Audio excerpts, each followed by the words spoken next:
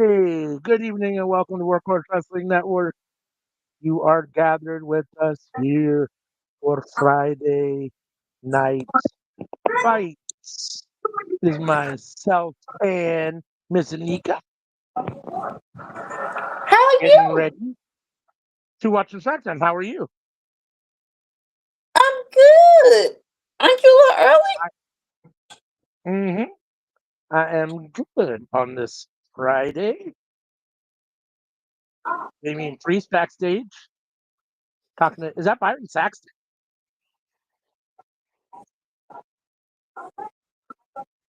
Hold up, wait a L- minute. LA Knight and the face of Damien Priest. If you're with us, we appreciate you choosing Workhorse Wrestling Network for your Watchalong. So we are here watching SmackDown on USA Network.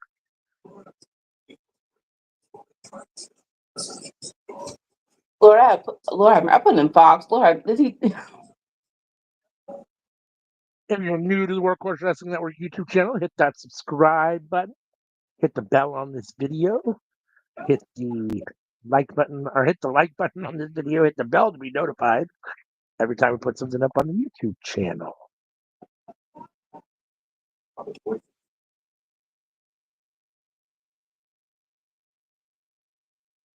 Here we You're go. watching, chime in the chat.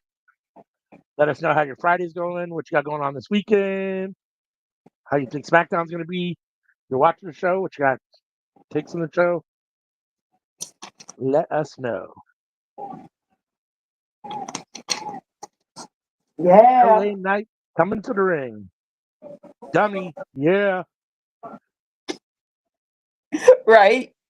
If you know, you know, and if you don't, go back and look at it because that's probably the best time that he did it.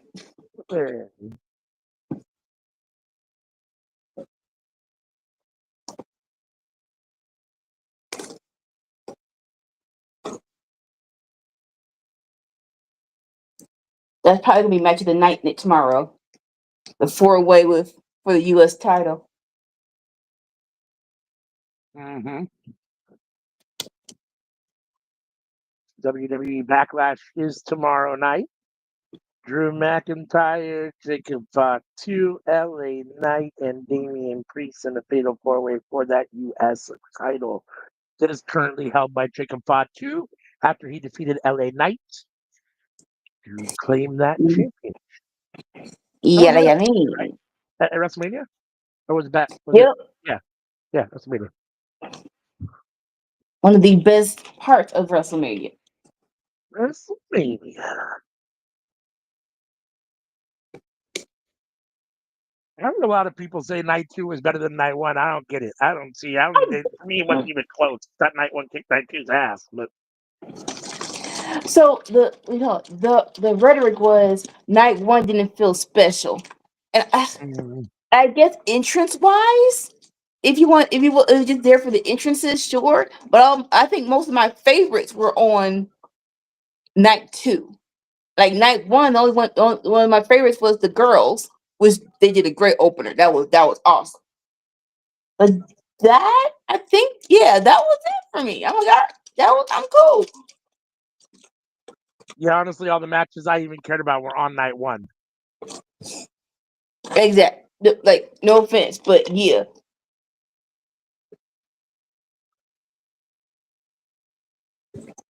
I mean, not that I care an overwhelming amount about Seth and uh, CM Punk and Roman Reigns, but for what it's worth, I was more interested in watching that match than Cody versus Cena. You know, I mean, as I a was more general rule, as a general rule, I tend to like Cody and Cena more than either three of those guys because two of those guys I actively despise in Roman Reigns and CM Punk. So where I don't feel that way about either John Cena or Cody Rhodes. Like Cody Rhodes, I could take or leave. It is what it is. John Cena, I used to be a big fan of. Now it is what it is. Um, but that being said, I still was more interested in Roman, Seth, and CM Punk than I was in Cena and Cody. it was a better built up story. It But was a better Damien built up Priest was story. on night one.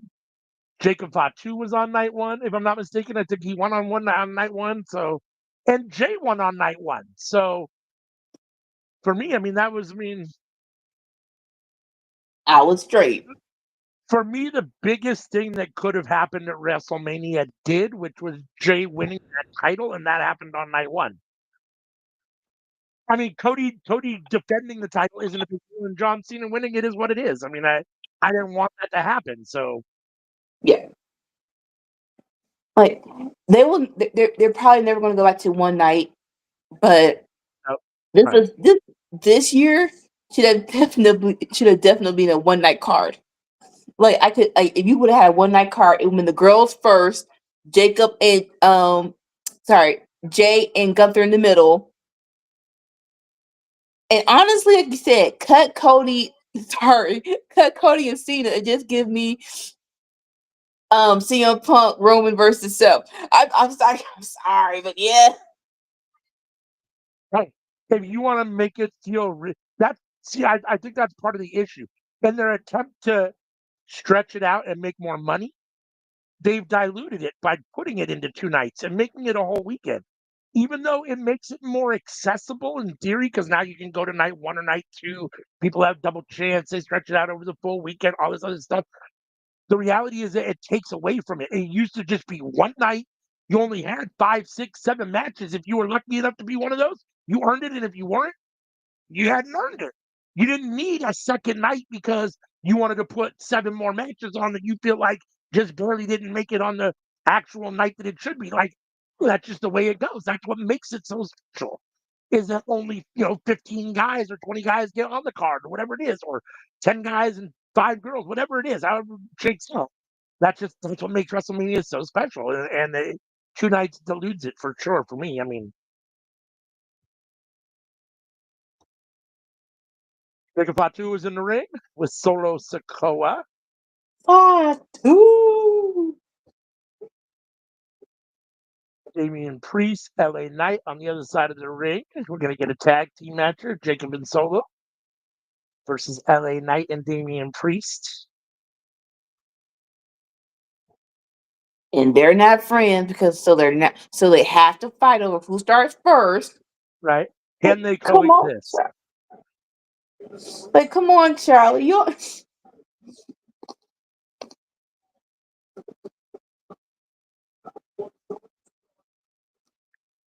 I think Solo chose for him. Right? Solo just goes after Damian Priest. He's like, I don't care. I'll go for you. Right? I get it. For me, there's really no comparison between the two. But if I'm Solo, I wonder if he feels some kind of way about how over Jacob is already and how much hype he's gotten already. To be fair, I mean, Jacob deserves it all. When it comes down to it, there's not even a comparison. Jacob is way up here and Solo's still way down here. But I just wonder if you're Solo. I've been here. I've been putting in the work. You know what I'm saying? Like, I wonder, or if it's just all love. Maybe it's just all love. I mean, hopefully it's just all love because it's all family or whatever. But Yeah. No. If anyone has seen Stephanie's place, they do the whole bloodline. They're on a boat and they're talking to like everybody, and it really was so cute. It really was so cute. And Sammy's there because he's the honorary ooze. I'm like, honorarius. y'all really cool. But with Jacob and Solo, correct me if I'm wrong, but Jacob got 10 years on Solo. Like definitely five. Like he and like he's significantly older than Solo, right? Yeah, and he's been around wrestling. I think a lot longer too, in the independence to try to, whatever. I mean, Jacob was in jail for a while and wasn't wrestling for a long time too. But I think he's also been around wrestling independence longer than Solo's been wrestling. I mean, I don't know that for sure, but he's definitely older.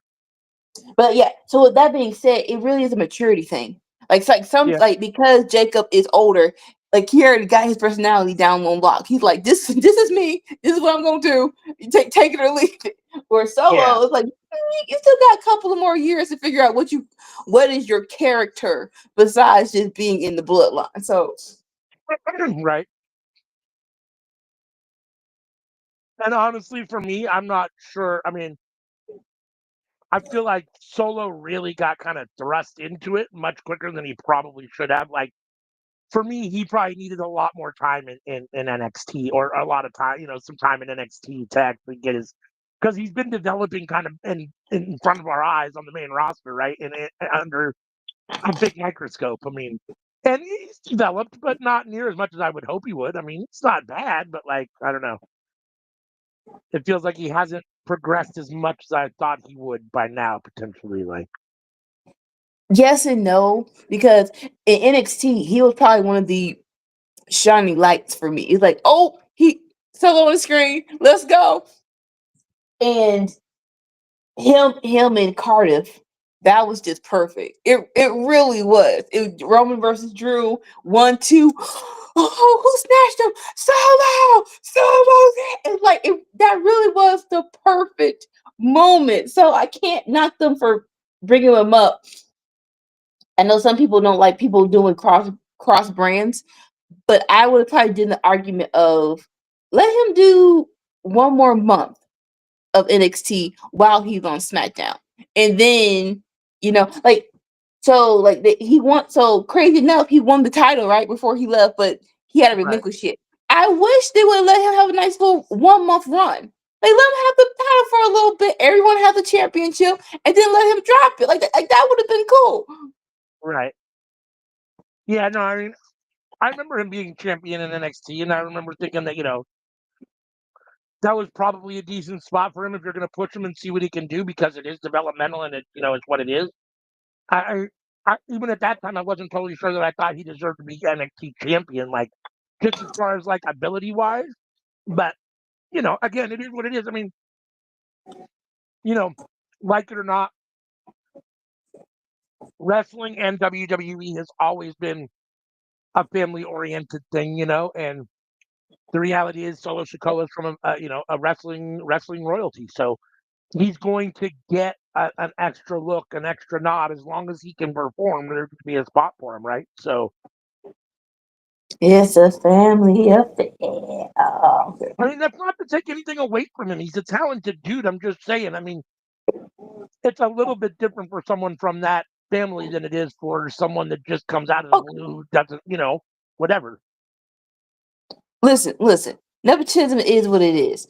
But it's not really a bad thing. It's just a matter. It's a bad thing when it's always one side controlling it. It's like, I mean, oh, it depends on what it is too. I mean, like, you know, I, giving somebody an opportunity that your family isn't always necessarily nepotism, giving them a power position potentially when they have no business being, then that, yeah, is, whatever the case may be. But like, I never, I mean, yeah, I think that they probably brought him up from NXT faster than his skill set probably was, and probably because he's a member of the family. At the same time, like, it wasn't like they brought him up to NXT, made him champion, and shoved him down our throats either. Like, it wasn't, you know what I mean? It yeah, wasn't like they yeah. they slow burned him in many respects at the main roster. I mean, he hasn't done what I would call a ton on the main roster as far as self accomplishments. You know what I'm saying? It I mean, a it lot of it is definitely just being with wasn't the Austin bloodline and Theory, whatever.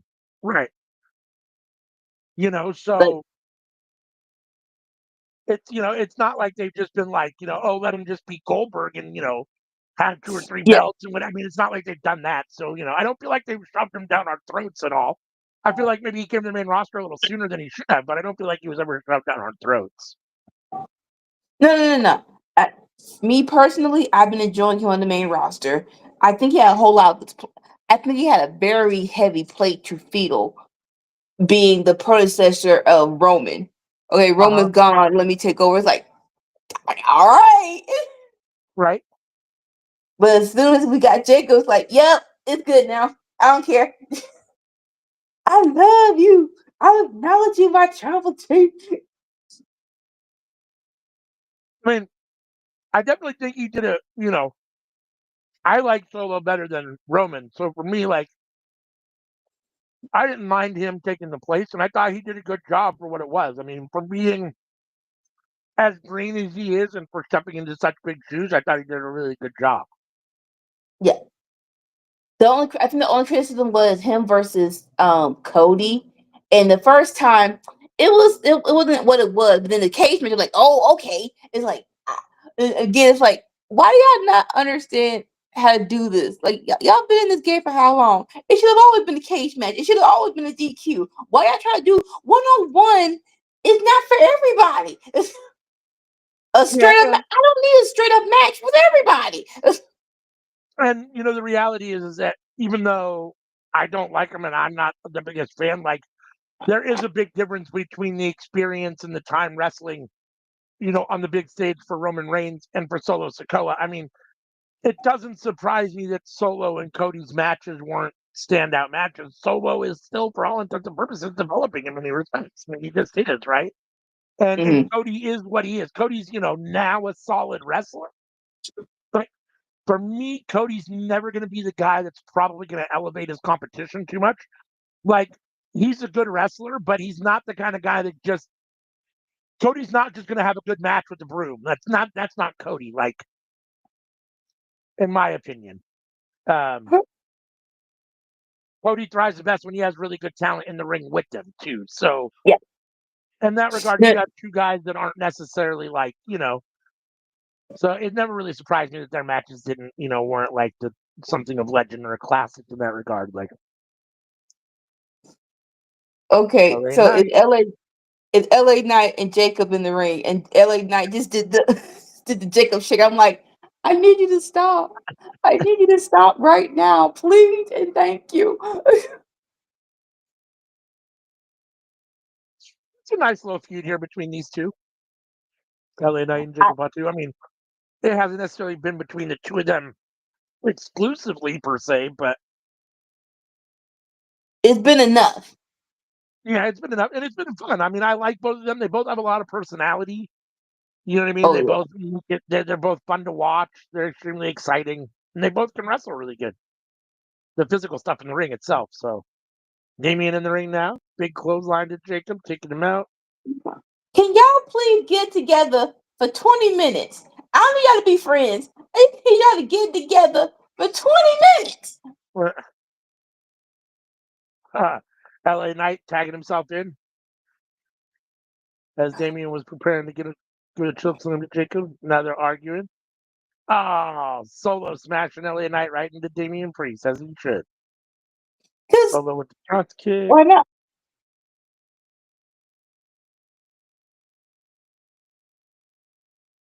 Now he went for the spike. LA Knight countered into BFT. the. I don't even. Oh yeah, that's right. BFG, BFT, BFT, BFG.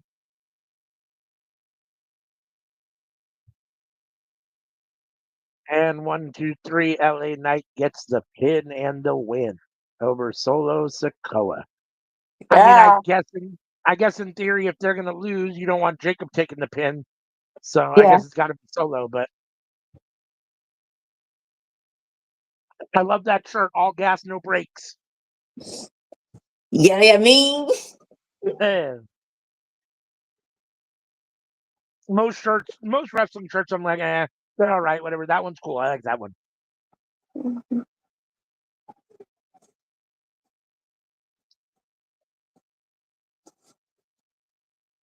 Like, the Match best is ones are over. Jacob simple. Fatu is beating them both up. I mean, he is champ. Like he didn't get pinned. He didn't get pinned. He was outside recuperating.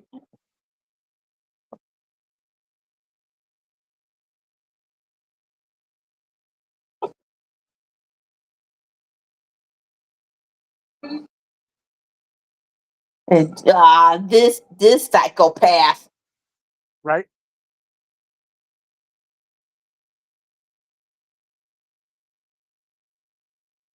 I remember, I don't know, I want to say it's probably like 5 years ago now, 3, 4, 5 years ago now, I want to say, watching him on MLW thinking it's only a matter of time. I mean, as soon as someone gives him a chance, I mean, it's only a matter of time. And he's taking the opportunity given here and run with it. I mean,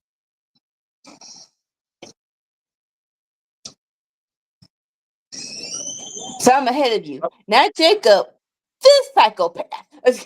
oh, this one, Drew, you're talking about Drew with the Claymore to Yes. Jacob. I thought you were talking about Jacob, the psychopath with the title.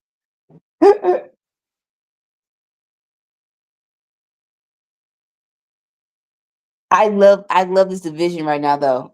Oh my gosh, after this 4-way, please just do individual matches, please.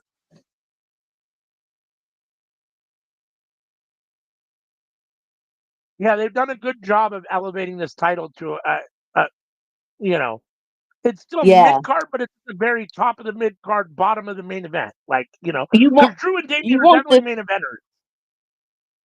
They have been main eventers in the past.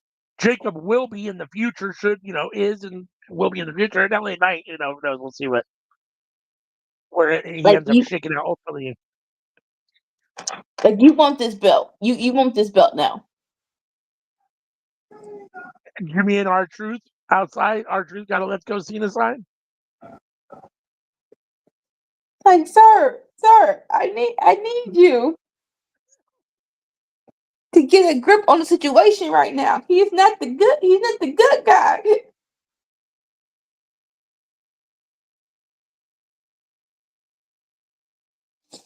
Oh, Johnson is here for the final SmackDown before Backlash.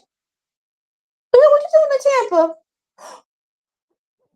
At least he's finally Black John Cena now, or Cena in Black.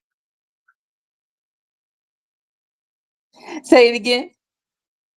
At least he's finally Cena in Black. Like he Oh, beat up Cody at WrestleMania, right? And right. then like the first night, I think he came out the next Raw, the next two Raws, and he was still in like his yellow and blue gear. And I was like, oh, okay. And then like 2 weeks later, he was finally in all black. I'm like, well, there you go. I mean, he's a heel now. He's supposed to be in black gear. Like it shouldn't still be all yellow and blue and all happy and pastel. It's got to be all dark and ominous now. Like Well, he told us that we deserved nothing. We didn't deserve a a new gimmick or a new what you call it or a new music. You deserve nothing. we are at But commercial. but a little difference does matter. It's like okay, like a little bit. Like come on, I get the promo, but you can at least be a little darker. Okay, so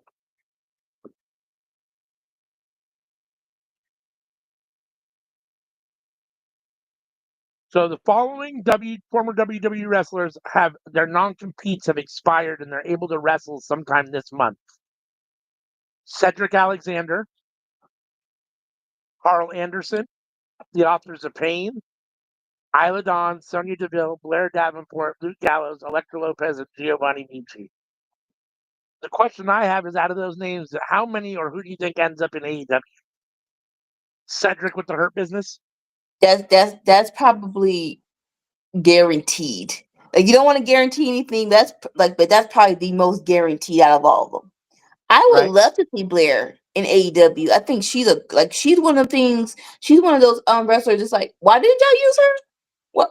Why wasn't she more? Why was she not more promoted? Right? Because she had what it takes. She had what it takes, and it's She like got injured at one point and she was gone for a while, but like that's, I mean, everyone gets injured and is gone. Yeah, I don't know. Like, yeah, it's like she's a huge deal. Like, she's a beat.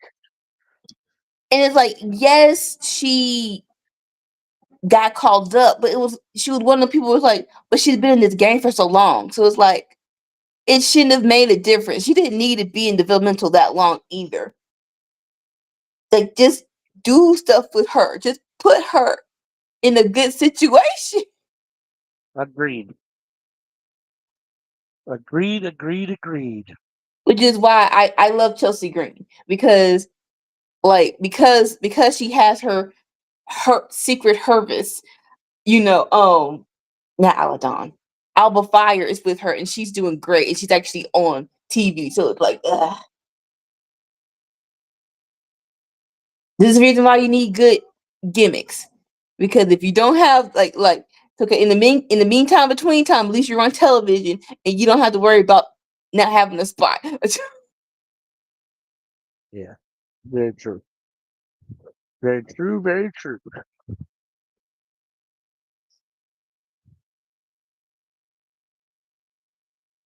Okay. So I think it's gonna be a very, very short commercial. And I'm all here for it. Or they're just showing the USA series. Oh yeah, About yeah. dang time. Mm. Looks like a decent one. I don't know what it is, but it looks The sleek Day of the on action Jackal. thriller. Oh, Jackal. Okay. Day of the Jackal. Interesting. I think they have another show called Jackal. I wonder if it's a spinoff or if it's a continuation or if it's a So which isn't one like the is it? whole Or series? Jackal. I don't know. Yeah. I'm getting confused because I got confused with Jack Reacher. So I'm going to skip whatever I was going to say. I'm like, Well, I feel isn't like that there was a no? show on Peacock called Jackal, and then this is Day of the Jackal. So I wonder if it's. I think it's slightly different title, but I wonder it's got to be in the same universe. Would be my guess. I haven't seen the other one, so I don't know. But But it probably is. all right, we're back. We're getting a recap of the match that just happened, the Fatal Four Way. Nice way to start off SmackDown. Solo Sikoa got pinned by LA Knight in our Go Home SmackDown show before Backlash tomorrow. Yeah.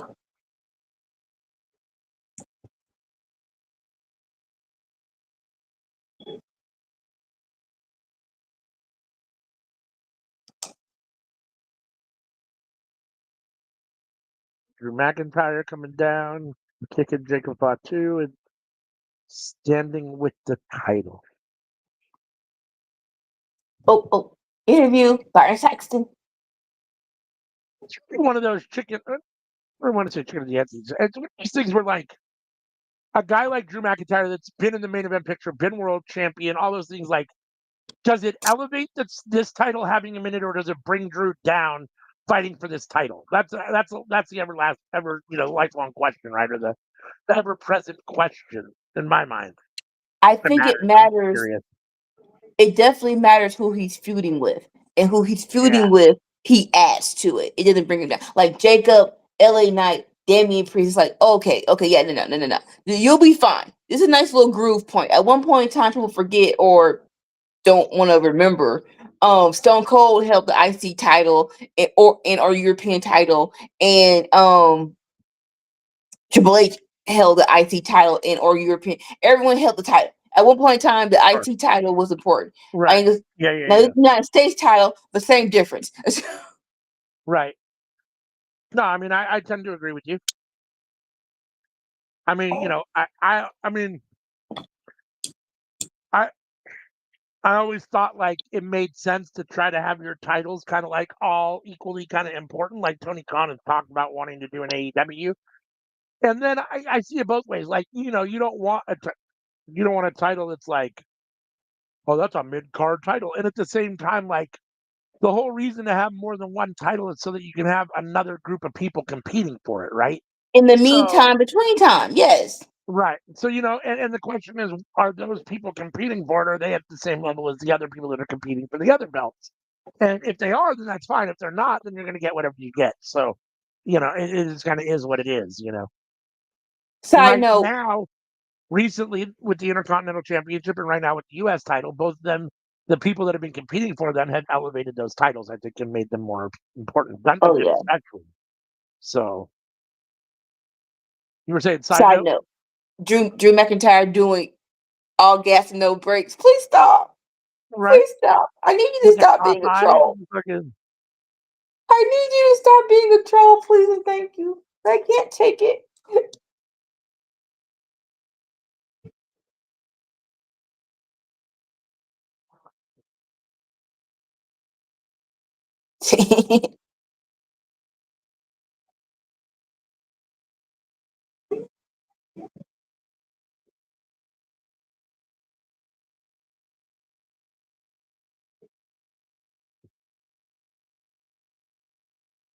And here is our first ever women's U.S. champion, Chelsea Green.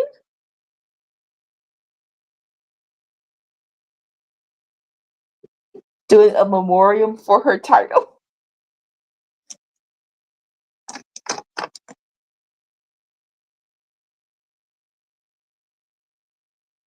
Right? With Piper and Chopsy in suits.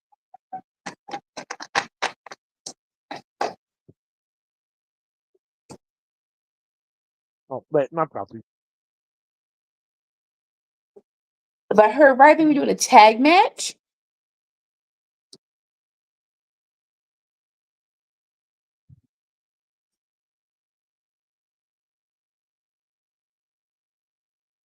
Chelsea Green. Piper. Oh, I'm a fire. That's what that's about.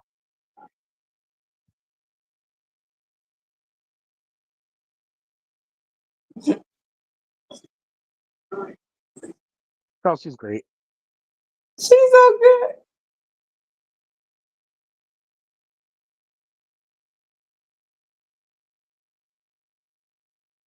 Like, I love Zelina, but she needs to get the title back. She needs to get the title back. She needs to get the title back.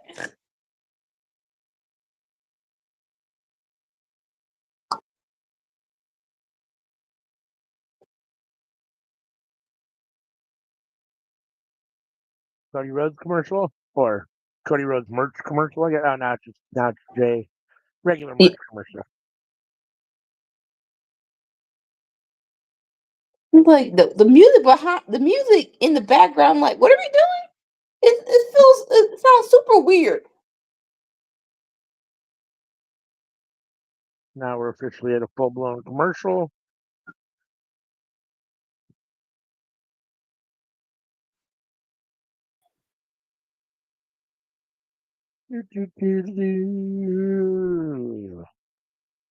We are about 30 minutes into SmackDown, tonight's episode.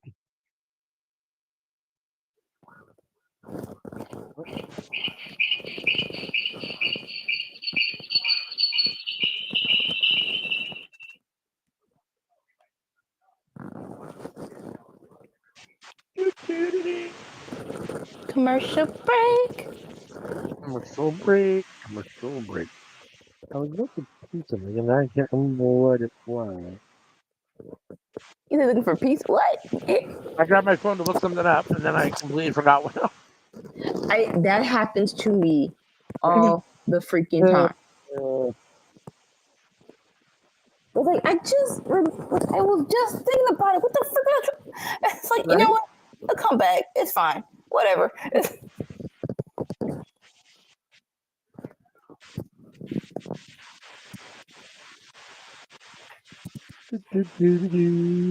Oh, I know what it was. I know what it was. Yeah, okay. It's something. Let's see where. There was that one, and there was this one.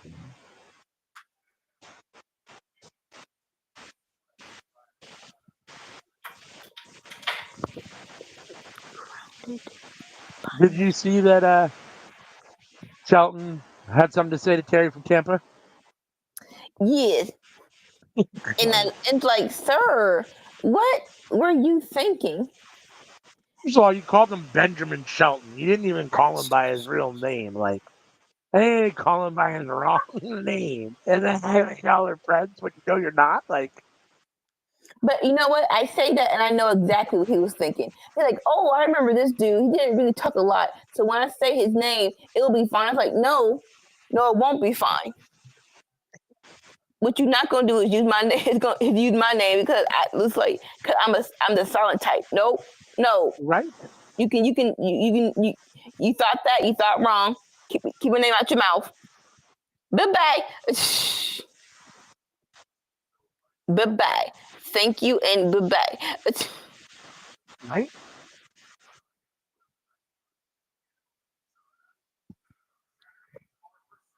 Or in his words, which I love. Keep my name out your mouth. Yes. Exactly. Because you think you can do this. I'm not even gonna say it because we're not promoting this crap. That you can do this. Right? Your next venture and it's gonna be alright. No, it's not. Well, another Saturday night's main event, Saturday, May 24th. The day before Double or Nothing. Isn't Double or Nothing May 25th? Yeah, of course it is. And yes. Alistair Black. Hello, Doc. Oh, I mean myself. 1 moment. I think she's going to mute herself to listen to Aleister Black's promo.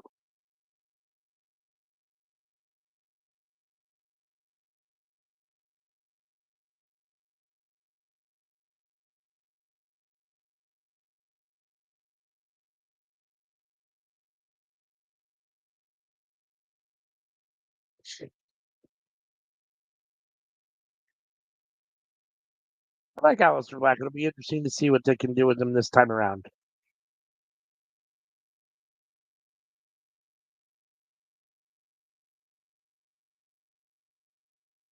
It's just like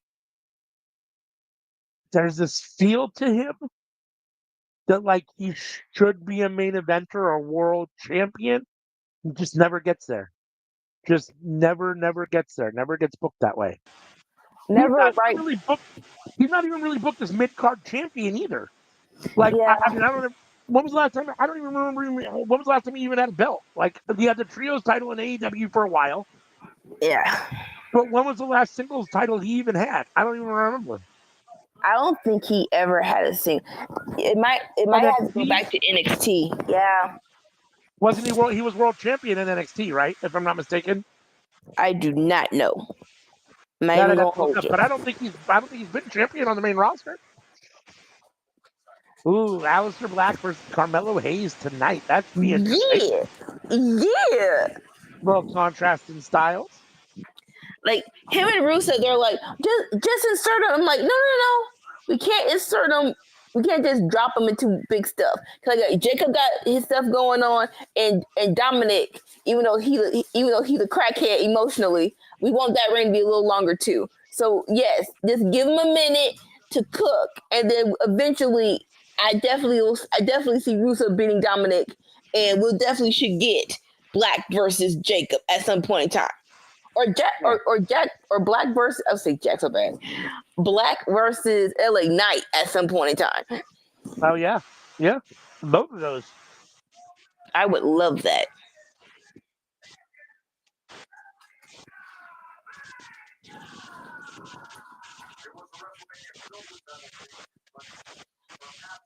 Zelina Vega out. Your United States Woman Champion.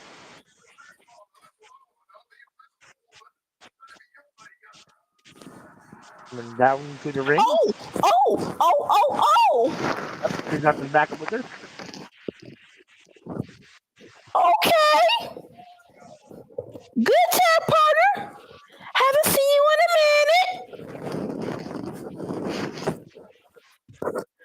Let's go. Oh, Alexa Bliss is coming out. I don't hate it at all. Oh, Alexa and Selena. Little pixie evil queens. Let's go. Very interesting. Well, when we saw Alexa Bliss in we saw her in the Elimination Chamber, and then to be fair, I don't watch SmackDown, so I feel like I haven't seen her since then. But so we saw Elimination Chamber. So when I want to say right before that, or right after that, they were teasing her versus Nia Jax because they have history, and then we didn't see her anymore. It's rumored that she was going to be one of the people, like she was going to have a tag match for the tag titles, but that never happened. It was a whole lot of stuff that didn't happen that should have. Because even though I love Becky, Lyra and Becky, it's like that women's tag title match should have been. It shouldn't have been 1-on-1. It should have been a triple threat, 4-way. I don't care. I'm not a traditionalist, so I don't need every match to be 1-on-1. You can get a couple of multi-man matches if it matters. Yeah, no, I agree. Piper and Chelsea versus Alexa Bliss and Zelina Vega. In anticipation of Zelina Vega versus Chelsea Green tomorrow night, I assume. I think they prepped it in the backstage segment before this match. I think so. Yes. Right. Okay. Oh! You have to hit her face like that. Daggone it. That would explain why we're getting the tag team match now. Yeah.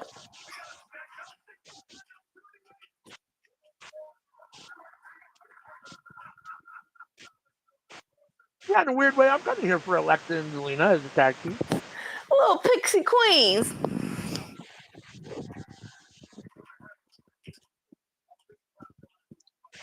I'm a big Alexa Bliss fan, so however she gets on my TV, I'm happy. Yeah, and for the U.S. title, they need more bodies. Right.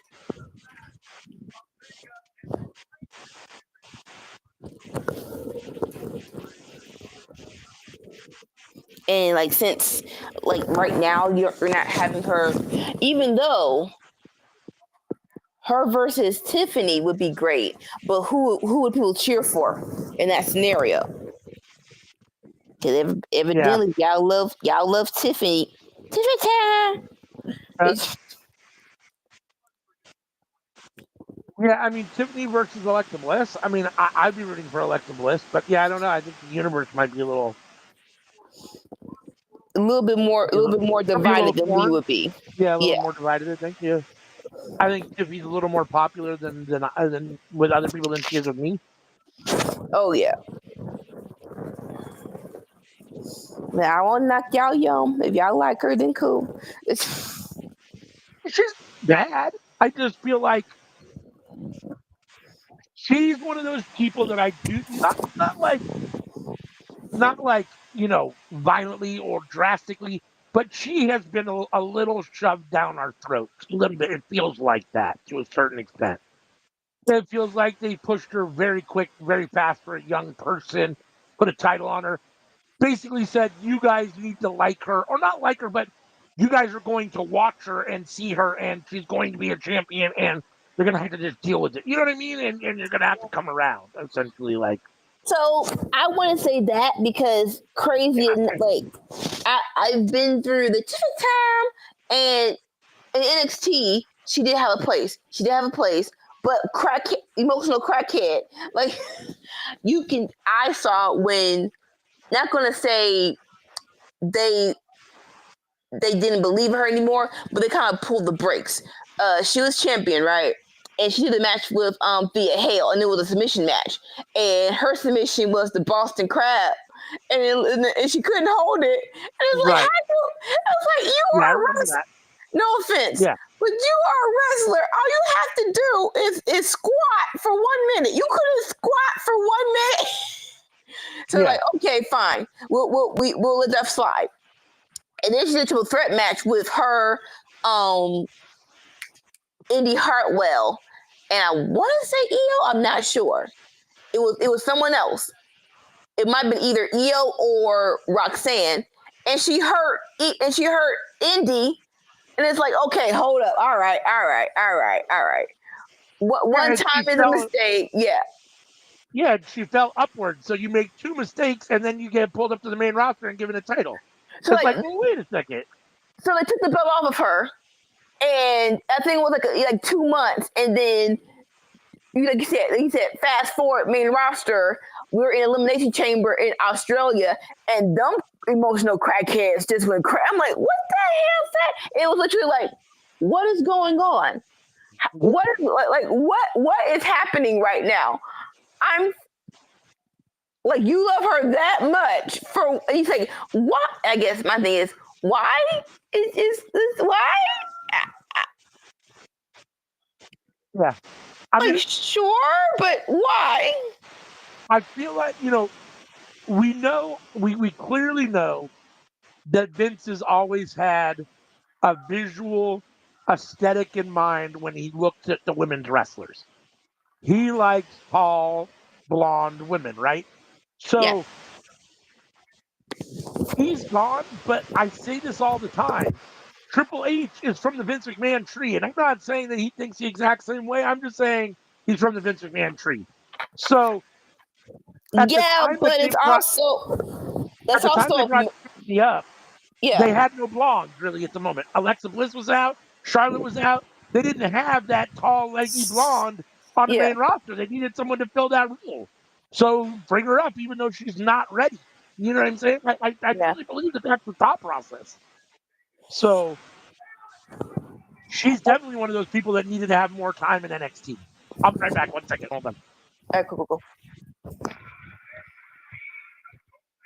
Like, that's also America, though. Like I said, Triple H wasn't making them people cheer her name. So it's like, and then Europe was making people cheer her name. So it's like, it's also America, too.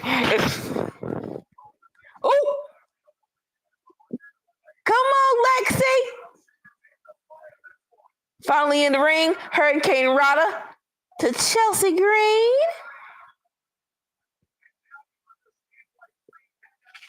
Knees to the back while Chelsea's on the ropes. Yank it. Bronco Buster. Only 2 count. Only two.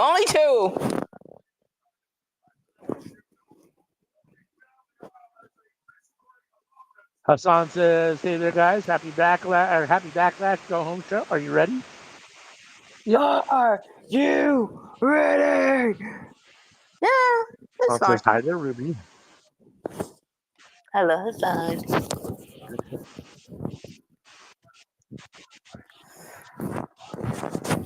Oh! My first buffer of the night has been just flowing freely, all fine, and now all of a sudden buffer. All right. So, Alexa Bliss in the ring. Chelsea Green's in the ring. Chelsea Green was up top, but she got caught. Now Alexa Bliss up top. Twisted Bliss. Piper broke it up. I'm back, but I'm sure I'm way behind now. Went for Code Red. Selena Vega with a help from Alexa. Hit it on Piper. Now she's going for Meteora. Yep. She hits it too. I had Chelsea Green in the tree of woe and Alexa Bliss kicked her in the midsection, so I'm way behind probably. Alexa Bliss up on the top rope here. Oh, by 30 seconds. There's whatever that twisting moonsault thing is that Alexa Bliss does. Twisted Bliss. Twisted Bliss.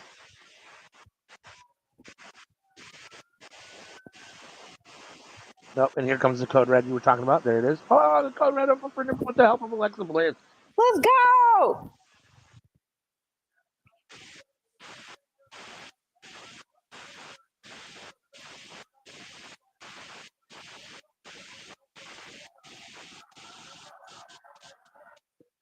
The Sister Abigail. Bow!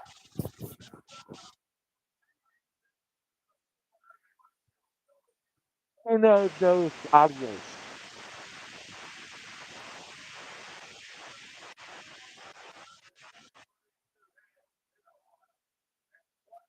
Alexa Bliss is winning big, getting the win. Alexa Bliss gets the pin on Chelsea Green. Sorry. On Chelsea Green.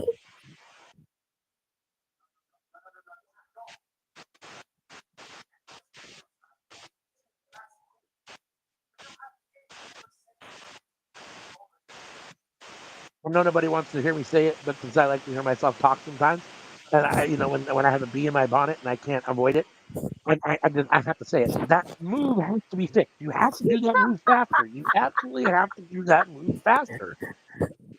Unless your opponent is damn near unconscious, you got to do that move faster. Yeah, the whole even you don't have to steer that long. You do not have to steer that long. The best time it was done when Bray Wyatt did it. It was a 3-way tag. It was a trios match, and Rey Mysterio was doing a 619, and Bray caught him. I'm sorry, and Bray caught him his bow. I was like, oh shoot.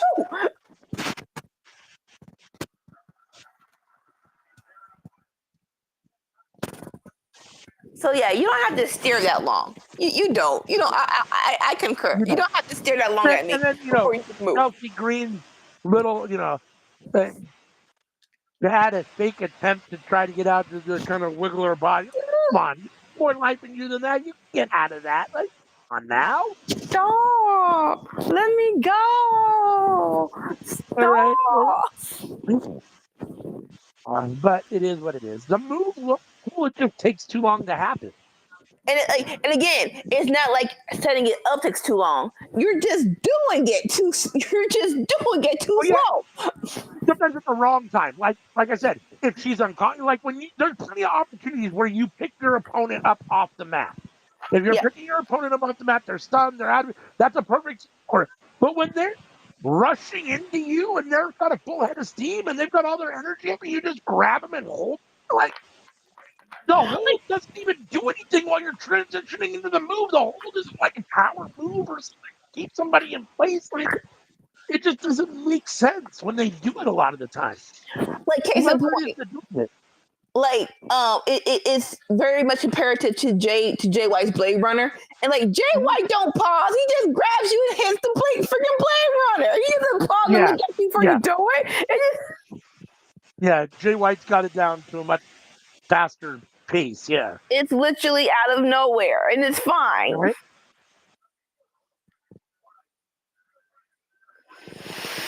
That is the difference, though, between a great, kind of signature move and one that's good but maybe not great, like the RKO, whatever you want to call it, RKO, Oz cutter, that cutter move is one of those that's like that plays so well to out of the blue, especially if you're good at doing it, if you can master doing it. Like that's one of those that can be really done out of the blue. There are some moves that just by nature that can't really be done well out of the blue like that. That's one of those that can. I mean, like I said, it's also the difference between WWE style wrestling and everyone else. WWE is like, no, make it a show. Stop. Yeah, it's like, no, we're in a match. Hit it and let's go home. 1, 2, freaking 3. Yeah, absolutely. Yeah, that's the entertainment part of the wrestling part for sure. It's like, you don't need to go this slow. What are we doing? Like real life. What are we doing? Right.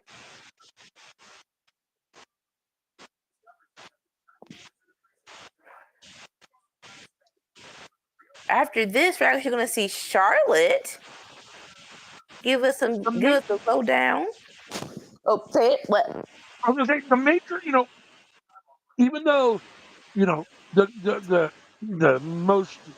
worst hidden secret or the worst secret in the world is that wrestling obviously is predetermined, right? So we know that. Right. But yes, your goal is on TV and to your fans to give the air that there's some question about whether it is or it isn't. It's supposed to potentially come off as it's not, even though you know that it is. Yeah. No. In real sports, when amazing things happen, they don't stop and make a spectacle of it. They do that with the replay. You can do that with the replay. Let it happen in full motion and then show the replay and make the spectacle out of the replay. You don't have to have them stop in the middle of the ring, make a spectacle in live motion when it doesn't make sense. You know what I mean? And then do it. Just make a spectacle out of the replay. It makes it that much better. Your goal is to make it look authentic and real anyhow. That's how authentic and real sports do it. I mean, No, crazy enough when you say that. I remember when the Usos were doing the Uso splash, and when they do the replay, you actually saw them doing a face before they do the splash. I'm like, okay, that's hilarious, and I actually like it better during if you didn't catch it, the replay caught them doing this before 1, 2, 3. I think in the history of wrestling, there's been this concept of you don't want to do too much camera shots and too many replays because there is the aspect that it's not 100% and you don't want to catch somebody not connecting. You don't want to catch somebody, doing something obvious where they're selling and it's like, oh, wait a second. You see that sometimes, like there have been plenty of times where I've seen someone like respond like they've been hit or kicked and you can, in slow motion, you see they totally missed. Like, you don't want to do that too much. So it's a fine line, but at the same time, it's like, you got to find that fine line. You've got to find that line. It's a controlled environment. So you can choose to not show it or not. It's like, oh, that didn't come out the way we wanted it to. All right, we'll find some. We'll find something else to we'll find something else to do. Yeah. Exactly. Y'all keep showing a recap of Cena and Orton in the cage. They keep showing this rivalry like they can do these matches, and it's like, why y'all keep showing how good Right. it was? This is not happening tomorrow. Accept Right. that. This is gonna It be a definitely is slow not. behind match. It's It is. It is. It is. It is. And again, like, don't get me wrong. I understand.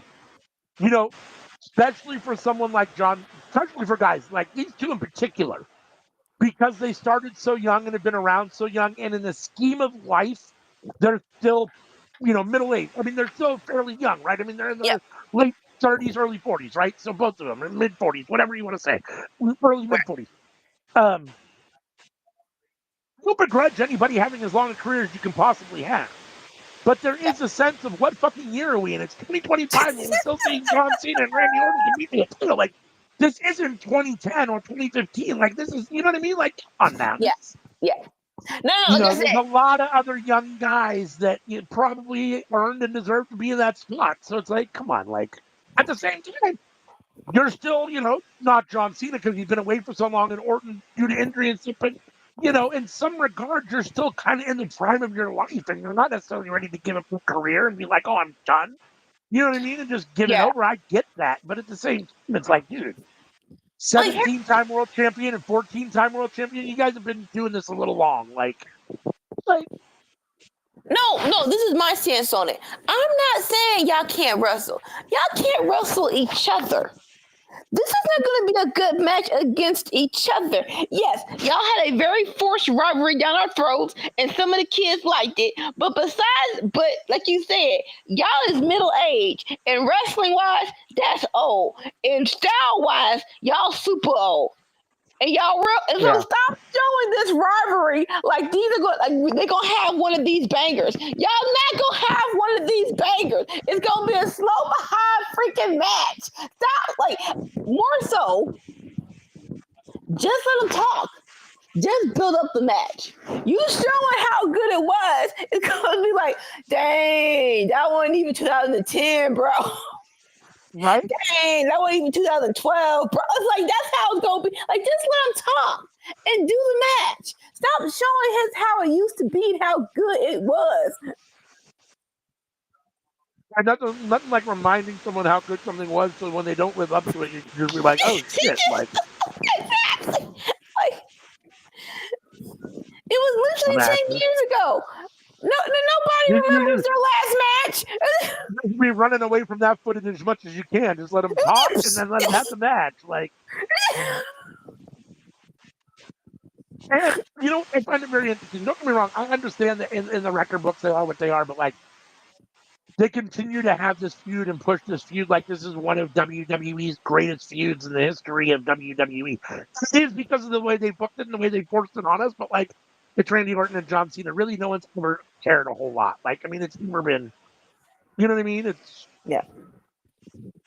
I remember 2008, and then fast forward 2012, and people were shouting Daniel Bryan because you most know crackheads. Real life thought unification match, Cena versus Orton. That's the match, and it's like, no, it's not. right. We're going to tell It you it's wasn't then. It not. isn't now. Like.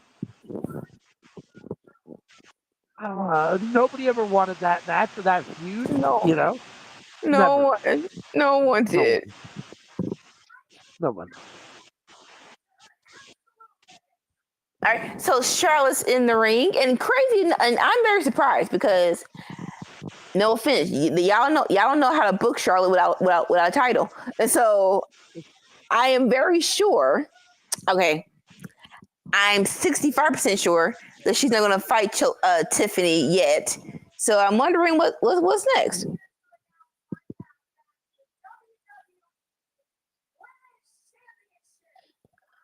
And as I say that, she says, "My path back to the championship, lady. Move on."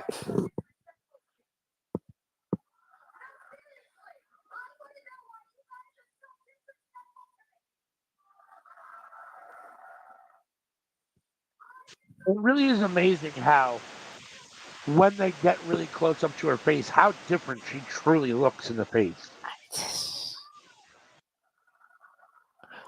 More so, they keep showing the freaking Ric Flair retirement match, and it's like that's not the same girl.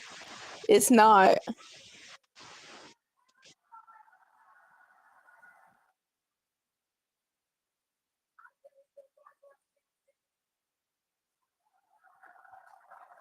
Looking like you a freaking pop band from 2001. I'm sorry.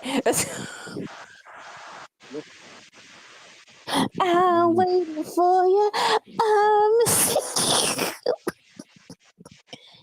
Like candy. Oh, she had a little pissy fit.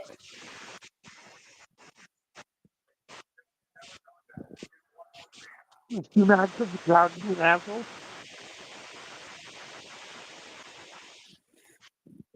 Cause no offense, talk about your path back to the championship. You lost. Back in the line, chick. Someone Don't nobody want to see that right now. Someone's stopping her progression. Is that Aleister Black? No. Oh, A storm has arrived. Oh. Yeah. And really, she's so black. This ain't Texas. Whoo, this ain't Holden. Her cowboy Carter gear on. I approve. Funny. Cowboy Jade. Heck yeah. Cowgirl Jade, I guess. Beyonce Jade, let's go. The Beyonce Jade. Yes, please. Yes, please. See? Yes. I'll take them too. Yes, please. But y'all don't know how to do that without a title, and that's infuriating. That don't need a title. Just go back. Just go ball for ball.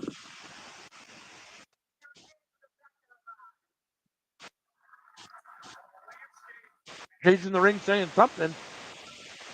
Oh, and then she's like, "Thank you. You've had your chance." And like I said, she said, "Now head to the back of the line."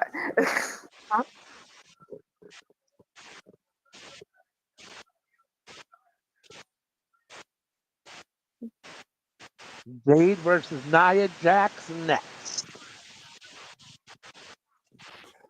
It's like real life. You really can't pitch her versus her without a title. Like, come on, WWE. That's simple math. That's simple math. 2 + 2 = 4.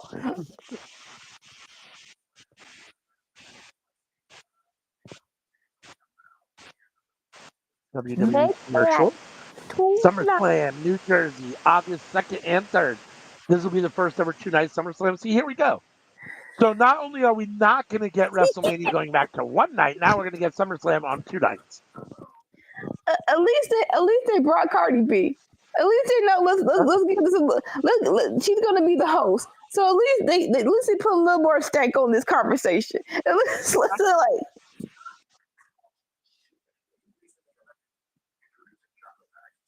And she is a character. I would definitely like. Okay, let me just see how crazy this chick gonna be.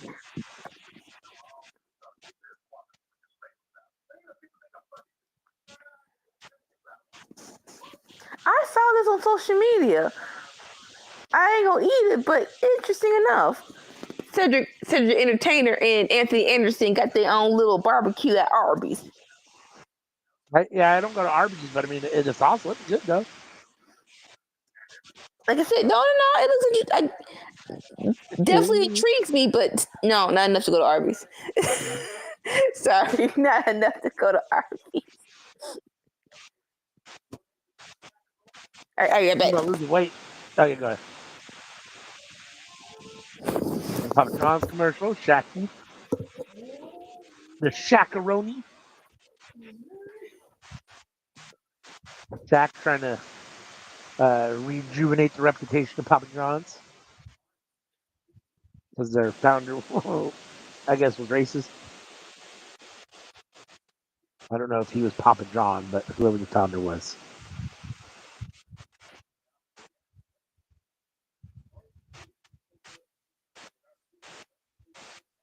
If you were with us here watching SmackDown with us, we appreciate you choosing War Horse Wrestling Network for your watch along or your wrestling entertainment.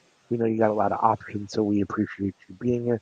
If you're new to the YouTube channel, hit that subscribe button, hit the like button on this video, hit the bell to be notified. If you have that bell hit for notifications, you will get a notification every time we put something up on the YouTube channel so you can check it out.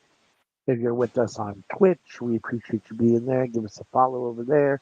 Unfortunately, we can't see your chats in Twitch or your comments in Twitch over here on Restream. But if you come over to YouTube, to the YouTube channel, you can chat with us in real time. And love to hear from you guys. Hear how your Friday's going. See what you got going on for the weekend. What you think about the first hour of SmackDown? We're an hour and 10 minutes into tonight's SmackDown. So, or anything you want to talk about, come over and hit us up.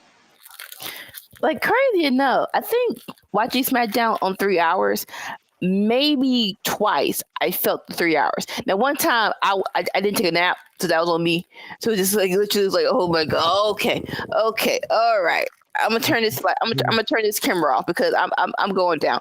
But yeah, but no, usually it goes by nicely. I mean, listen, when I'm thinking about this, on especially now that you've got two pay-per-views that are 2 nights, on those weeks you've got 2 hours of Raw, you got 2 hours of NXT, you got 3 hours of SmackDown. So now you're at 7 hours. Then you've got night 1 of SummerSlam, which is going to be 4 hours. Now you're looking at 11 hours. And then you got night 2, which is going to be 4 hours. 15 hours potentially, roughly, approximately, of WWE viewing that week if you watch it all. It's insane. It's too much wrestling in 1 week for one company. It's too much. Sorry.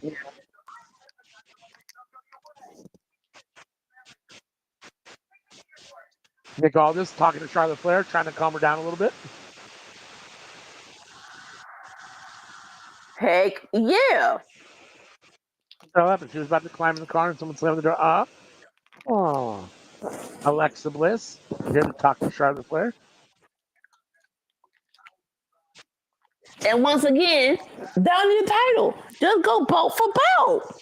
All right. Jade in the middle of the ring, looking unimpressed.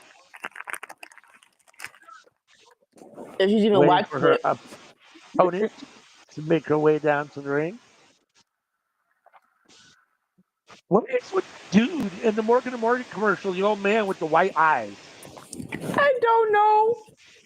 I mean, I get it because it's WWE and it is what it is, but it looks weird. It comes off as weird and creepy. Like, I'm not hiring you as my lawyer when you have this goofy behind gimmick. I'm sorry. right? Lawyers have a bad enough reputation and, whatever by themselves. Like, you don't need to be like, a lot of people think lawyers are devils and demons already. Like, here you are. Lightning in the courtroom. Lightning in Right? Nia Jax. There's only one name.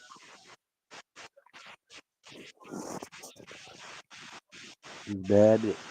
How about that? That's my girl. Let's go, Nia. I mean, I like Jade, but Nia's my girl. You can't go wrong with either one, honestly. I agree with that.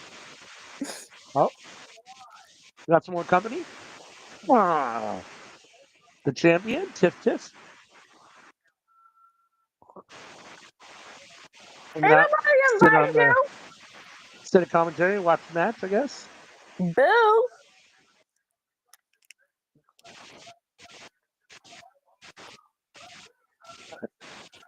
You know what's funny?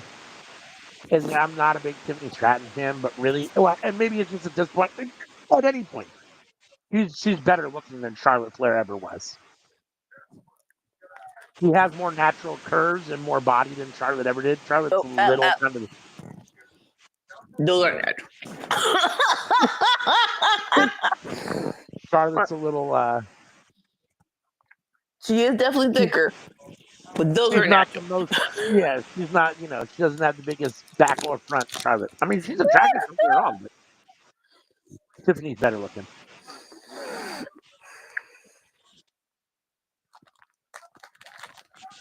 if you're going to enhance your body, personally, I need you to have the whole complete visitation. You cannot look like Right. you're not. You cannot look like you're not built to hold the shelf.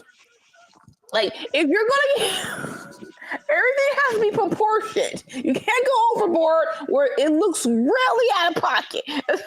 That's funny, right?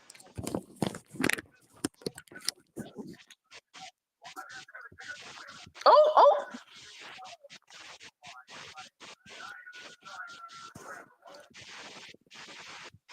little feats of strength. Nia running over Jade.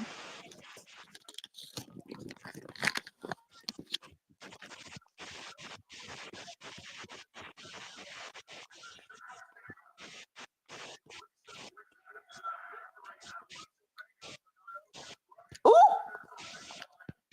leapfrog by Jade. Trying to fight back. Not very often does Jade come in. And Nia, Not very often do Jade's opponent out, have more strength or, outside. Is she outsize and out strength? Fortunately, Nia is one of the bigger, stronger women on the roster, right? So yeah. Jade tried to pick up Nia and couldn't, and Nia just picked up Jade like a rag doll and gave her the Samoan drop. So easily. Leg drop. 1, 2. I love Nia, but I can't stand her hair like this. She needs to have it in braids. I can't stand the lion's mane. The big You know what? lion's mane. I prefer the braids myself. You know what? All while in the earth. I honestly think it's more it's aesthetic and also protective. So this little we call it you fall on your head, you got a little cushion when you fall back. There's a lot of hair there. It's like, nope, ain't gonna be no head injury for me. Nope. No, this is.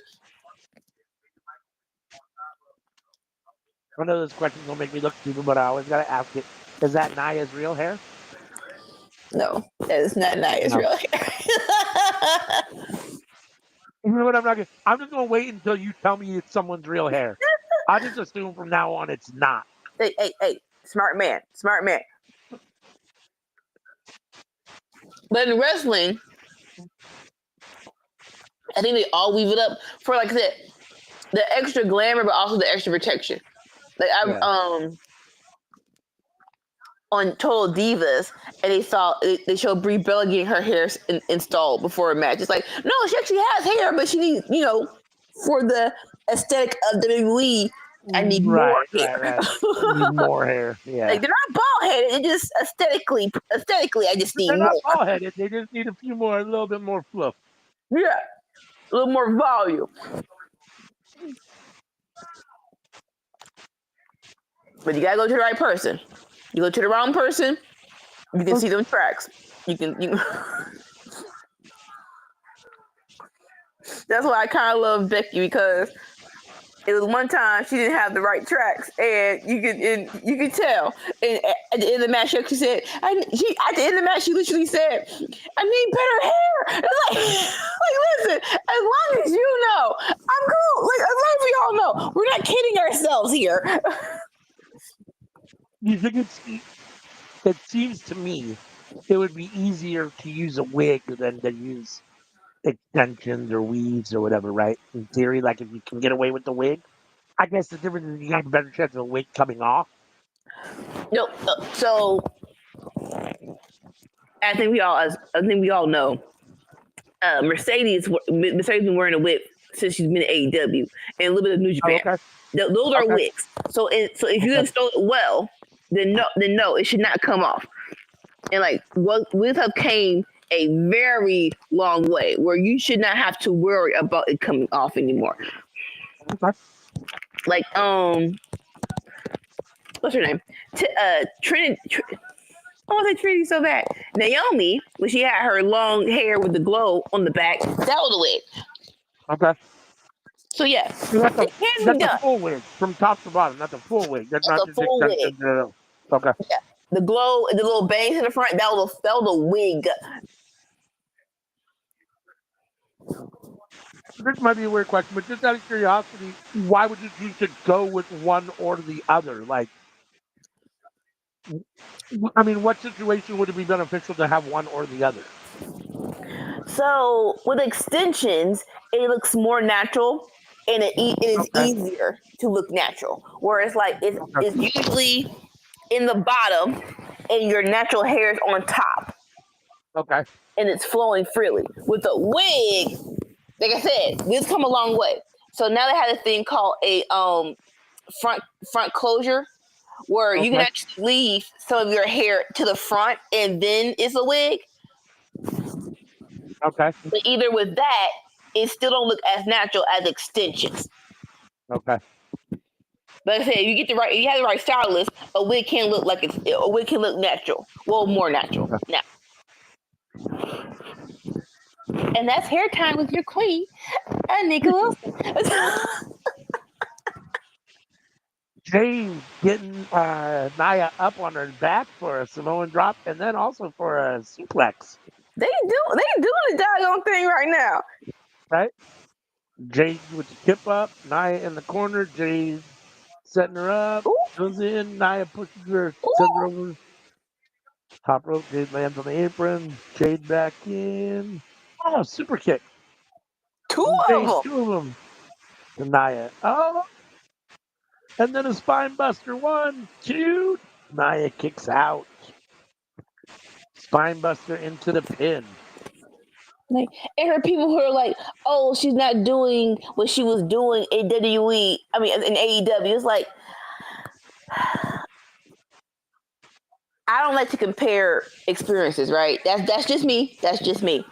But but you can tell there was a plan. There was a plan. Okay, we're gonna give you the Bianca rub. So until people fully know you, and then you break out. And even though, besides Clash of the Castle, where they should have won the freaking titles, but the ring was freaking slippery as hell, and everybody was tripping over themselves. The plan was good. The plan was well. I have issues with wrestling when y'all don't have a plan. At least when I know you had a plan, and sometimes plans don't work out, I give you a little grace. But at least you had a plan. Woo, shoot! And now she has the cachet to do singles matches, and now y'all more invested. Not sure how much. I don't know if the people have been more invested if she would have just been a singles competitor this whole time. I don't know. No, either. I mean, I always felt like just because I have no other way to refer to it, and I don't like referring to it anything this way, but the kind of Goldberg-esque runner feel that they gave her in AEW, I thought a lot of times she hadn't quite earned that. Like, she wasn't ready for that per se. Like, she was hit factor-wise, but she wasn't wrestling skill-wise as far as in the ring or even promo-wise yet. Like, she's still and she's still not quite there. I think she's getting better, and I think WWE, it feels like WWE has slow rolled her in a lot of ways to give her probably more repetitions backstage, those kind of things, to get her more ready to be on what they consider their big stage, maybe than Tony did. I don't know if that's true or not.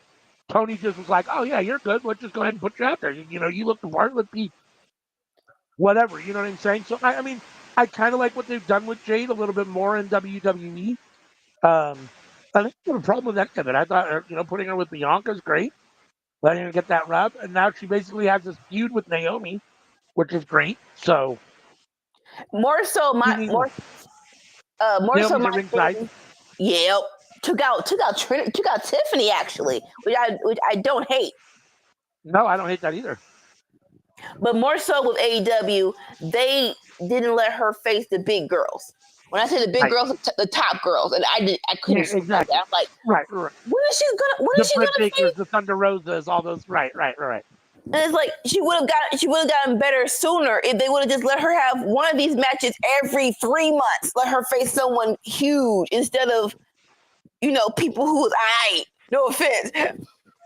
Agreed. Well, Like thanks to her. the help of Naomi, the distraction of Naomi, Nia Jax hits the Annihilator on Jade for the pin.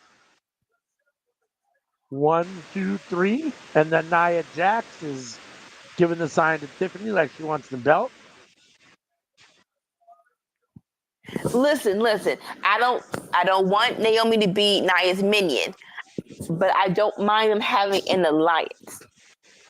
I just want them to have an alliance. Yeah. I mean, if you're gonna, if the goal here is the feud is between Naomi and Jade, and then Tiffany and Nia, and they're all kind of circling each other for whatever reasons. I mean, you're gonna have to have tag team matches and interpersonal matches. So I mean, why not do that? I mean, like you Yeah, had tonight, essentially Nia versus Jade, and then you'll run Tiffany versus Naomi, then you'll run a tag team, and then they'll have those singles matches ultimately, right? So, yeah. which I'm here for all of it at this point. I'm here for all four of these women kind of in that feud in the vortex together. I like it. I like it. This is a very nice division right there. I'm invested in this division. I ain't gonna talk about anybody else. I'm invested in this division. Yeah. Oh, Street Profits, heel Street Profits with Michin and B-Fab backstage. My volume's down, so I don't know what they're saying, but Tez has his midsection wrapped up. Okay. I'm like, respect. I'm like, hold on, wait. That was your manager for a minute. Y'all just broke him up. Like you could have. Right? They're moving beat that more towards wrestling, so I can't be mad at that. But on the flip side, she can't do both. Like, why can't she do both? Why can't she be the manager and be with old girl in a tag team match? Here's the only question that I have is that the few times that we really saw her in NXT and stuff, and when it wasn't all that great. So hopefully, by the time if they're pushing her that way, it's either because they've given her training and they're convinced she's done something better, or I don't know. But I'm a little nervous about seeing what she brings to the table wrestling wise at this point. That was probably the most funnest part of NXT when it was let me get it right.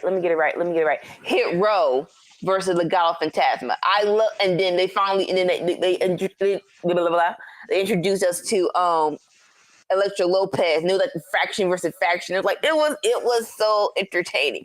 So again, manager wise, she did a great job. And listen, I don't want to say who can and can't do anything, but sometimes lean more into what you're good at and then let the other stuff follow.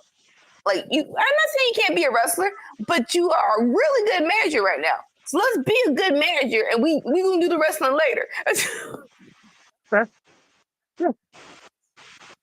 Like I agree. I mean, lean into what you do good, find where your sweet spot is and lean into it. And, from what I've seen, it looks like the sweet spot for her is probably more of a managerial role, but who knows, Yeah. Did you see the TLC match for the tag team championships 2 weeks ago? The week after WrestleMania. On SmackDown? No, I did not. Oh my gosh. I know you're on strike, but that match, it literally, if it was on either night, it should have been on either night.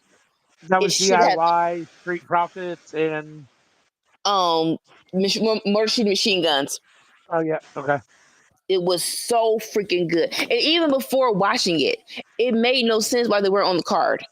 Like comparing both tag team divisions, their tag team division was way better than Raw's. So it's like I love New Day. I love War Raiders. But how did we get that match over the triple threat? Like I don't understand how that happened. I need an explanation, please and thank you. Yeah, it's just because of the titles, but still, I mean, I guess it's just because those titles are bigger. I don't know. Who knows? I don't know. Like, yeah, it made no sense. It really didn't. It doesn't really make any sense. The more I think about it, I mean, I'm trying to think of reasons why, but the more I think about it, it doesn't really make any sense. Like real talk, why did that match why wasn't it on the card? Right? That's a very good question. I often wonder, if when it seems like it's so obvious to us that there isn't something else, like we hear in the past, someone couldn't make it for some reason, this couldn't happen, they didn't want to Yeah. X, Y, Z, who knows? You never know. But there's a lot of moving parts, especially when you think of 3 tag teams, right? So like it's like maybe I don't know, like I don't know. It would be hard to think that someone couldn't make it to a WrestleMania, but at the same time, you never know. Like, I mean, who knows? I need answers. I'll just say that I need answers. Another Cedric and whatchamacallit commercial, Anthony Anderson, Arby's commercial. Like, just in case you don't know, they got food. It looks delicious.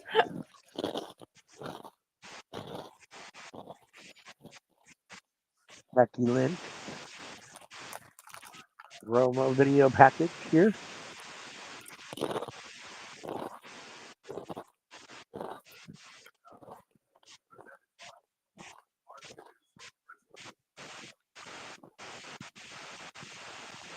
I know I've said it before, probably more times than I need to, and I understand where it comes from. I get it. I'm stupid. I understand.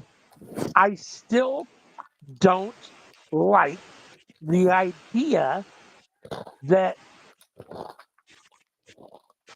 the best thing that Becky can do, the biggest thing is to be the man. Like, got to catch from Ric Flair. To be the man, you got to beat the man. I get it. So we're not stupid. I understand wrestling being handed the torch. I get it. I get it. It's still when we exist in such a patriarchal and sexist society, the fact that her nickname is the man, it has that connotation to it. It just does. It's like that's the best you can do. The peak of her existence is to be the man. Like that's the highest you can possibly be. And I don't like for me that feels I don't Right. So, because I know the context, I'm okay with it because it was a feud between her and Charlotte posted her daddy saying, and Becky was like, "I am the man. What are you talking about?" Like, oh, now you're who had a light bulb and was like, oh, that's it, and it's like, okay, fine. And then it works. I mean, it works in wrestling and in society. Unfortunately, I just think it's another one of those things. I mean, it's so like I said, because I know the origin story, I'm okay with it. Unlike other stuff that makes me more pissed off when Dominic when you have a man interfere in women's matches so freaking long. James Ellsworth pissed me off. I'm like, why is he in this everyone's freaking feud? Why did he get the first ever money based briefcase and give it to Carmella? It's like that was like, okay, what the frick, Dominic? Why are you freaking involved in this tag team match? I get it, you can get involved a little bit, but at some point in time, ref, kick him out. Like that infuriates me. The Street Profits beat up from that triple threat tag team match. Still, is that what they're? Oh yeah, Kansas midsection and whatchamacallit's knee, Owen's knee. Nostalgia wise, I cannot give them the best TLC match because we all Attitude Babies Unite. That will always belong to TLC 2001 WrestleMania, but it's definitely their match on Friday after WrestleMania. That's definitely top 5, maybe top 3. I can definitely give them that. I call them Bowens and Dawkins. That's my bad. Oh god.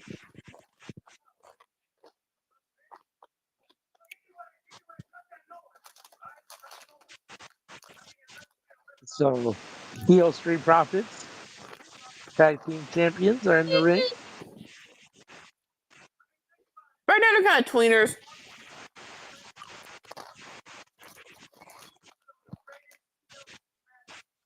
Oh well, they were faces that turned heel, and the crowd just still loves them. I mean, that's really what it boils down to. I think. And every once in a while, you still get these you still get these heels that are just over enough that people just cheer for them anyhow. It doesn't matter that they're bad guys. People just love them enough they cheer for them anyhow. Most definitely.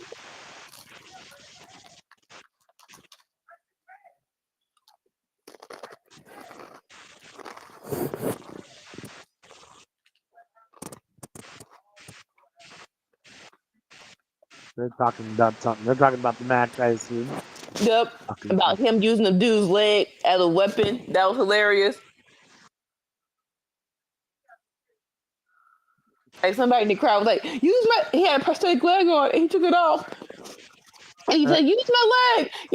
And Montez actually grabbed the leg and started hitting Gargano. I was like, what are we doing?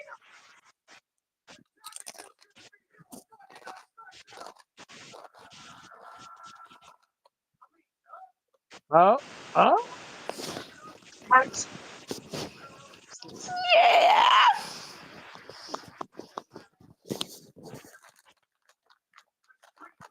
What is Axiom wearing though? I don't know. Some sort of weird cape thing? Like a cape, like I don't know.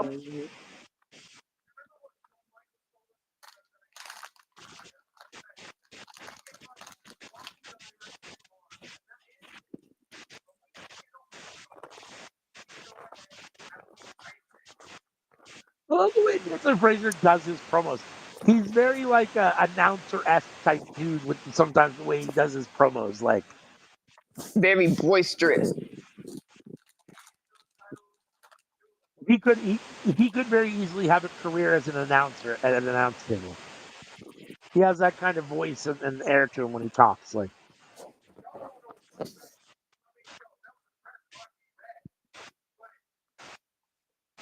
don't know why it always surprises you when Axiom speaks. There's just something about both his voice and his, I don't know why. I just it's like, like, huh?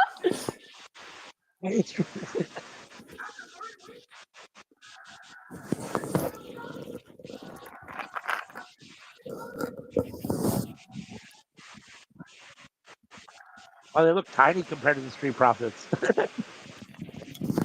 They do. It's like you really don't see a height difference. It's like, oh snap! You okay? A couple of feet. It's a couple of feet.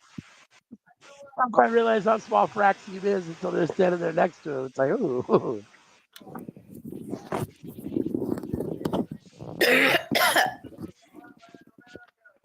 Oh, here comes Nick Aldis.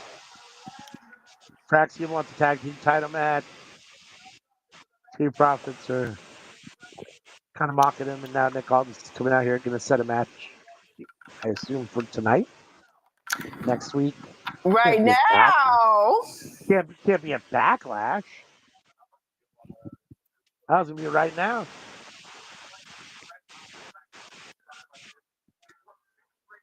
Like, hold on, wait a minute. Are they even wearing gear?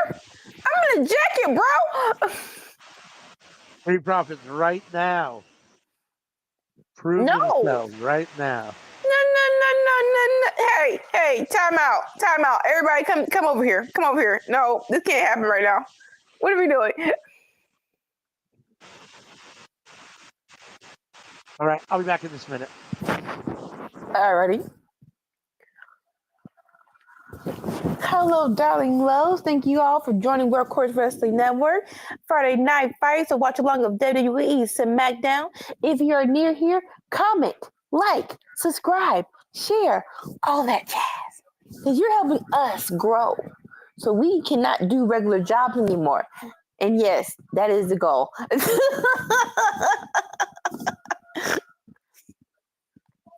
We are here every Friday doing a Friday night watch along unless life be lifing. And then Saturday mornings we have Winner's Circle where we will be reviewing AEW Dynamite AEW Collection. So come on over and for that beautiful review. And then Tuesday Cookout, we have our thoughts and views of what's cooking up in the professional wrestling. We do have Lucha Underground watch-alongs. We're going to do that once a month. We will tell you what Tuesday that will be when we decide, yes. And coming sooner than later, we're going to have a cookout game night. And that's going to be hella fun because we haven't had one of those in a minute. And your Anarchy Queen needs to defend her title. Yeah. And you just want to visit us on a daily, regular basis. We're on all of the social media jobs. We're on Twitter. We're on Facebook. We're on the Clock app. We're on Threads. We're on... What's the gamer one? Threads, Twitter, Clock, Instagram, run that too. Brain fart. Come on. Tell me what I'm looking for. Twitch. We're on Twitch too. Yep. And so just type in World Card Wrestling Network and you can find us there. Right now, commercial break. But after this commercial break, we're actually going to get Street Profits versus Fraxium. This is going to be kind of tasty. The big question is, will it end in a DQ? Yeah, it shouldn't. But it's 9:30 and we haven't had one of those yet. So we'll see. Come on, Hunter. Keep the streak going. No DQs. Everyone had to finish. Come on.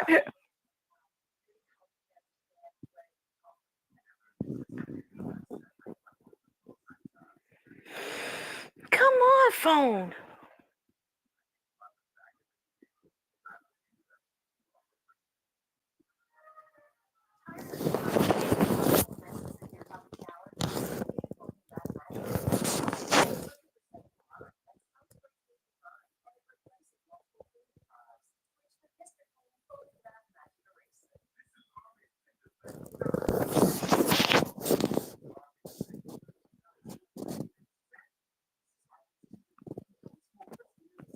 If y'all watching Backlash tomorrow, please let us know. Let's see. And if you are, what match are you most excited about? Because this card is, it's kind of predictable. Like, I'm not. There should be a surprise in there. Because hey, why not? But if I had to put money on it, I would put. It's a very standard card.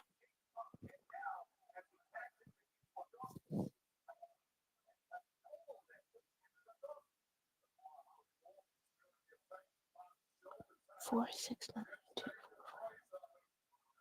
All right, we're back from commercial break. And Fraction is going a mile a minute. More so Nathan Frazier, who just doesn't know how to freaking slow down, baby. It's fine. Like, please believe me, if you take it down one notch, you're still moving at the speed of light. Trust and believe. Oh my gosh.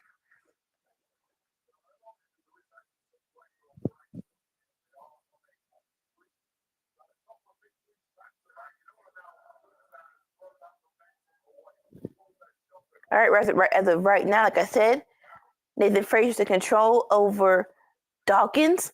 Headlock, but Dawkins trying to get on his feet right now.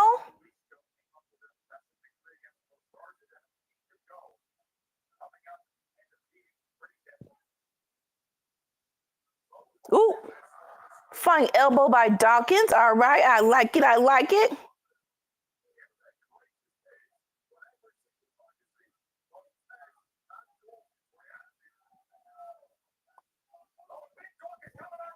Oh, but Dawkins recovered and did a pounce on Nathan Frazier that looks really, sir, you didn't have to do that. That was a lot. That was a lot. But hey, it's a match. You need to do a lot to win, right? Okay. Actually, I'm checking on Nathan. Like, bro, you cool, bro? Because he really did. Like, Nathan didn't really just, like, usually in the pounce, the dudes fly over the, where they fly across the room or over the announce table. He actually gets, like, what's the word? Got, like, his whole body just got hit. Between the rock and the hard place. Between Dawkins and the announce table. And that probably hurts more. But now here comes Montez in the ring. Just kicking him. Oh, just a straight kick to the gut to Nathan.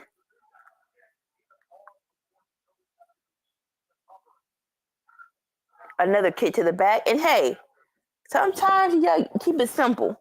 Because we is still hurt. We is still hurt. And I understand. I understand.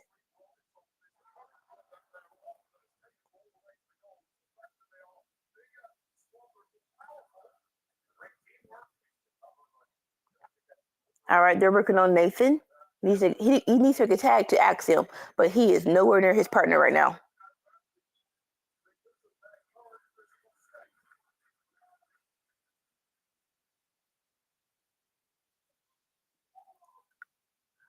Woo! Flying crossbody from post to post by Dawkins, but you forgot you were in a freaking match last week or 2 weeks ago. 2 weeks ago. So yeah, your body kind of hurt, sir.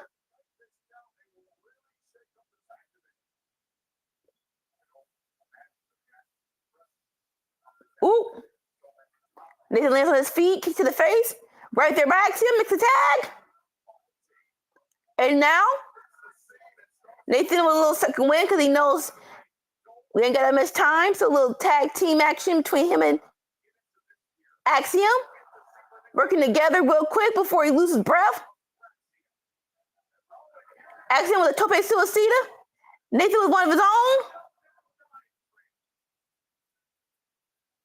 And one more from Axiom.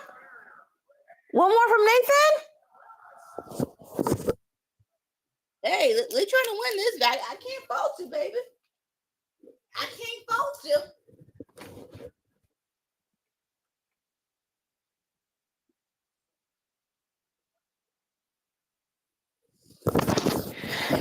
And the show ain't over with yet. We going for picture in picture. Now, side note, oh boy, Nick Aldis, you kind of wrong for this, sir. You like they guts hurt all over they gut, and you making them do this match. That ain't right. That ain't right at all. It ain't.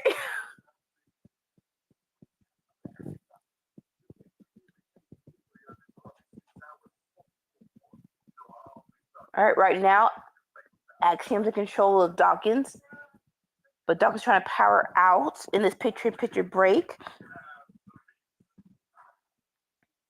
Still feats of strength, but Axiom just goes for a crucifix cover. Dawkins gets out, but he's met with a drop kick. Now it's a headlock. All right.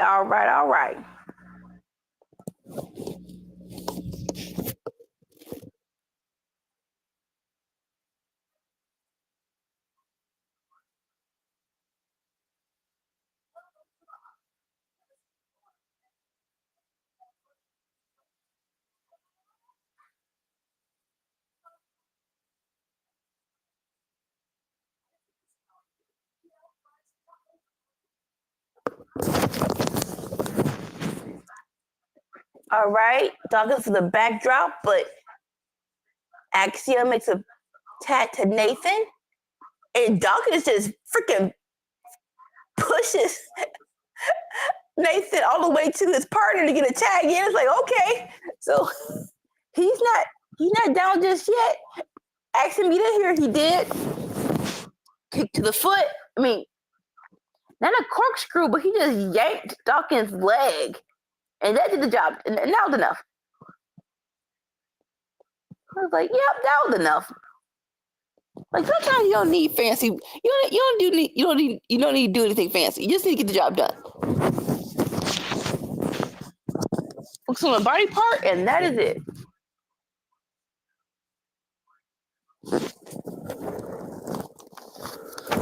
All right. Side note: if you see me doing other stuff, I'm handling business, but I'm here for y'all too. But I'm watching this on the TV. All right. Axiom tag Nathan. Little super kick party. Standing moonsault.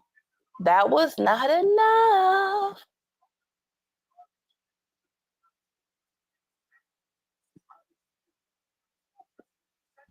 That was not enough.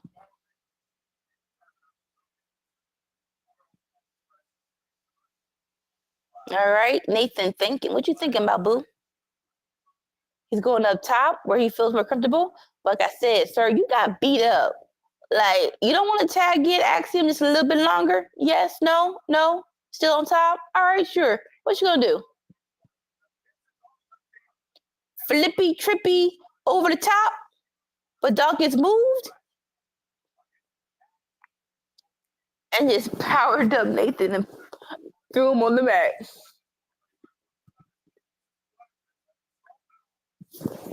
Phoenix, he went for a Phoenix splash. But Dawkins moved and just powered him up and put him on the ground.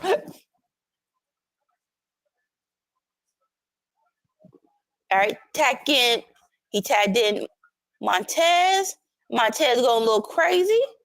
Strong arm clotheslines. Ooh, showing his speed a little bit too. Back body drop.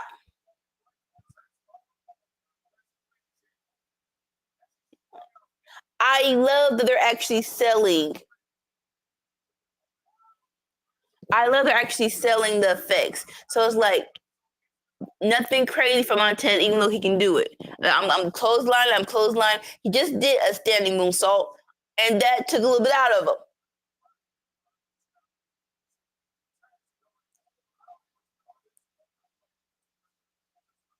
It's like, why do it? Because I'm trying to get this done. I'm trying to be as quick as possible. Ain't nobody trying to be here all day.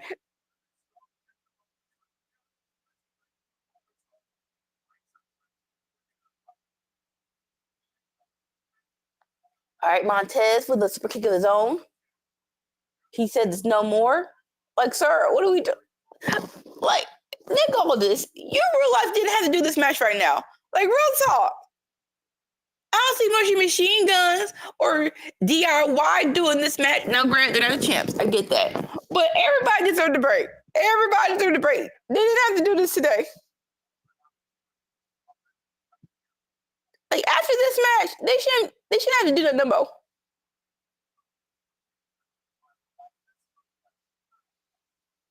All right, Nathan and Montez on the top rope. Montez pushed Nathan, but he lands on his feet. Back on the top rope, trying to go for a suplex, but Dawkins is right there to catch Nathan. Doomsday device coming up? Yes, no, maybe? Bronco Buster, and there we go. And thankfully, Dawkins went for the cover, but that was not enough.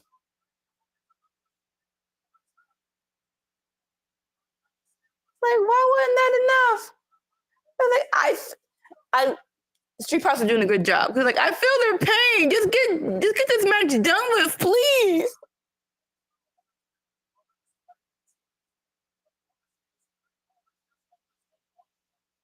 They do. I want it over. They need to go home. Ooh, went for a splash.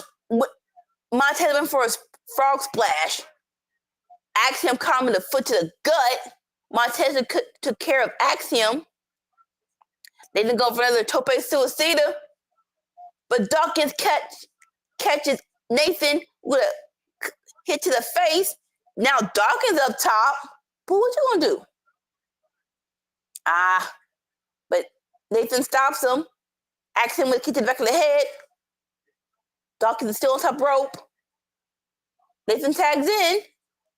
Are we about to do Spanish Fly? While Nathan's still trying to do the Phoenix Splash. Ooh! So Montez breaks it up, but he didn't just come in and breaks it up. He uses Nathan to jump Superman punch Axiom. That was insane in the best way possible. Okay.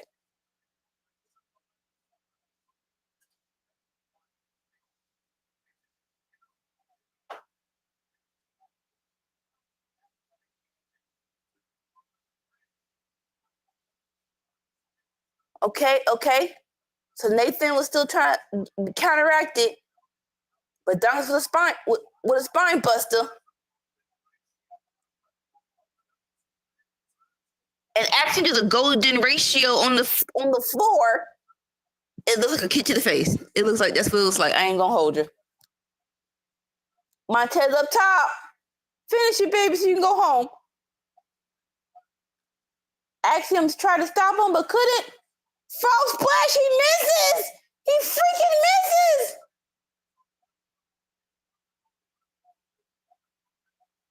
Fraxium has it! Nathan.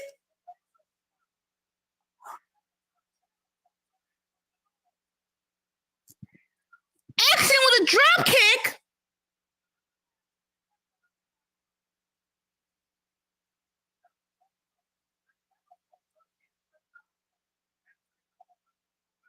Fraxium beats Street Profits.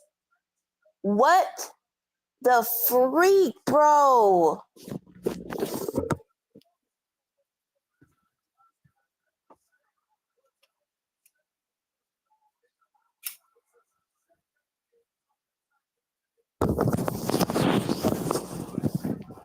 I did not see that coming.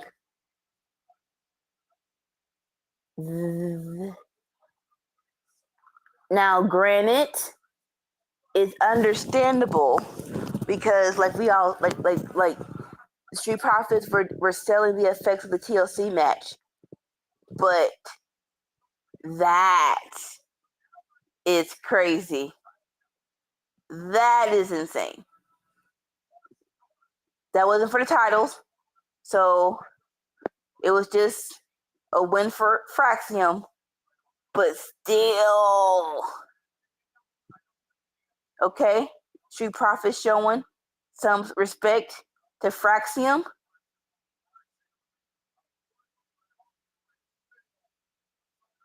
And D'Angelo and Montez is like, yay, good for y'all. Can we please get out of here because my body hurts? Understandable.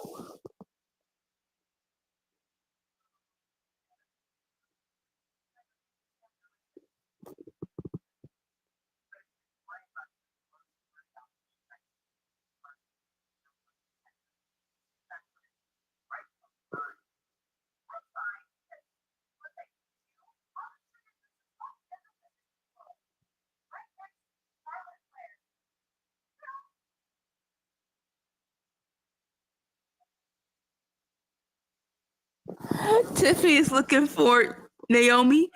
Nia stops her and says, while you're looking for Naomi, you should be worried about me. I just beat Jay. I'm no contender. And Tiffany was like, fine. You have a save the losers table right next to Charlotte Flair. Toodles.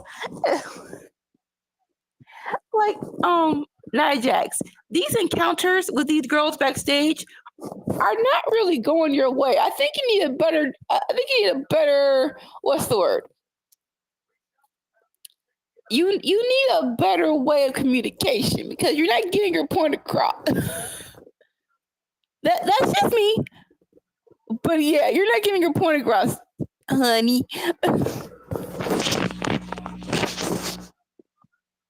All right, and now we're doing a recap. I think Monday Night Raw because they're showing Jey Uso, and it's just at WrestleMania. And for me, it's like large showing WrestleMania, so it has to be a Backlash. Time for Backlash. I'm going to assume it's either Gunther and Pat McAfee match. I'm going to say yes because I don't think they even announced Jay's going to be on the card, which is crazy.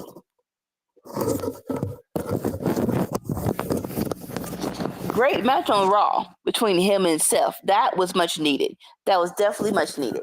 But yeah, there's no interest. Crazy enough, there's no Jay match for Backlash. But yeah, they're showing when Jay won at WrestleMania, Cole and Patrick yeeting the Raw after Mania celebration for Jay. Pat and Cole yeeting. And then after they were yeeting, Mr. Gunther want to be Mr. Stinky Butt. trying to bully people. Cole trying to be a little up in the chest, talking about look, I'm doing my job. I'm not the one who tapped out. And the Gunther was like, how about I choke you out? Pat tried to stop it with a punch to the back, but that got him choked out.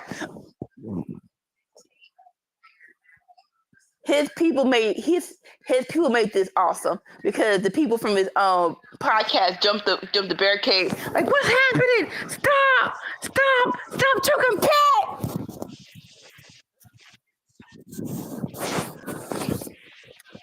Are you on the recap video? Yep. Yep. Gunther, slapping Pat, choking Michael Cole. Pat with the punch. Like, just trying to get him off of Michael. Wasn't trying to start anything. Just trying to get him off of Michael.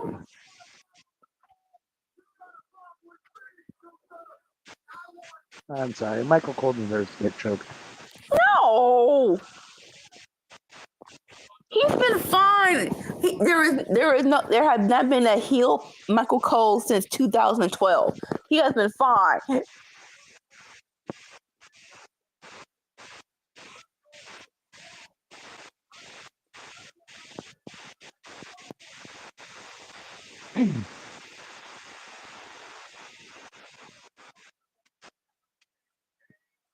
Calling him a WWE announcer is fair. Calling him the greatest of all time is putting a whole lot. It's like, listen, I appreciate him being here for all these years, but you cannot compare him to JR and Jerry the King Lawler. You can't. You just can't. I'm sorry, you can't. Stop the dang match! Stop the dang match! Don't you? Michael Cole. And not only do I not think he's one of the best of all time, I personally think he's one of the worst of all times. Honestly, oh gosh. I mean, that's my personal opinion. I've never liked Michael Cole. I think he's terrible at his job, but it is what it is.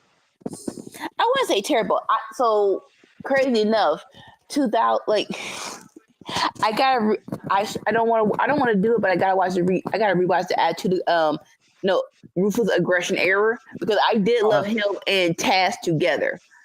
My memories are like that was great. Now that I don't want to rewatch it because it might not be that way, but my memories say they were good together. They're definitely good together.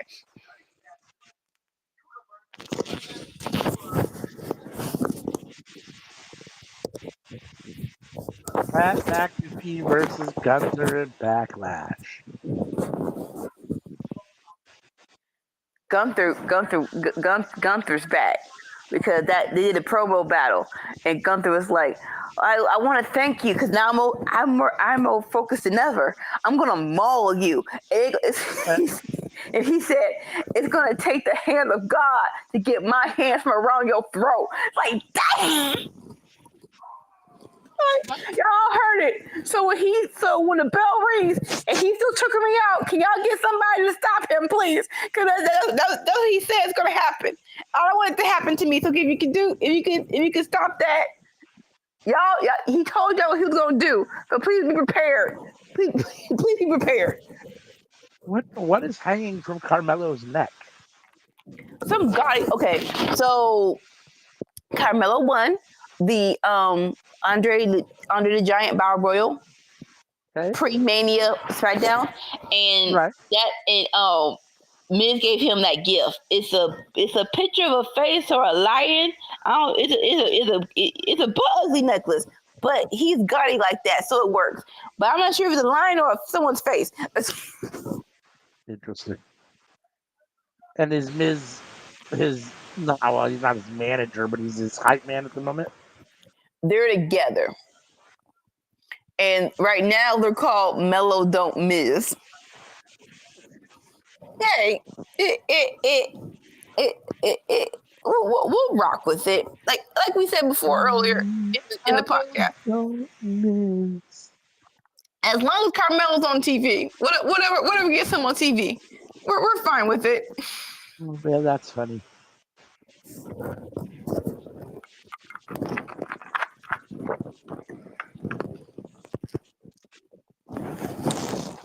June 7th. What's happening June 7th? could have sworn I mean, Money in the Bank was a joke. Huh? one of the things I like about watching SmackDown is because I don't watch it very often. I see all the guys that I don't get to see when I do, because I watch Raw and NXT usually. So Yeah. if you don't watch, you're like, oh, where are those guys? They're not doing anything. And then I always think to myself, well, what's Mello doing? Well, he's over here doing this. So Yeah. He said it was a low point, but him versus LA Knight was great. Him versus Andrade was really good. And I actually love they actually ran it back for the Under the Giant Battle Royal. Like, oh, we didn't forget that was the rivalry, and I loved it. So they were the final two. That was really nice. I actually liked that. Money in the Bank. I could have sworn Saturday, June 7th. I could have sworn that was in July. You can't tell me that wasn't in July. I always thought, okay, so here's my question. How many years have they been doing it as their own pay-per-view? Because it used to be part of either WrestleMania or SummerSlam or one of those. It was...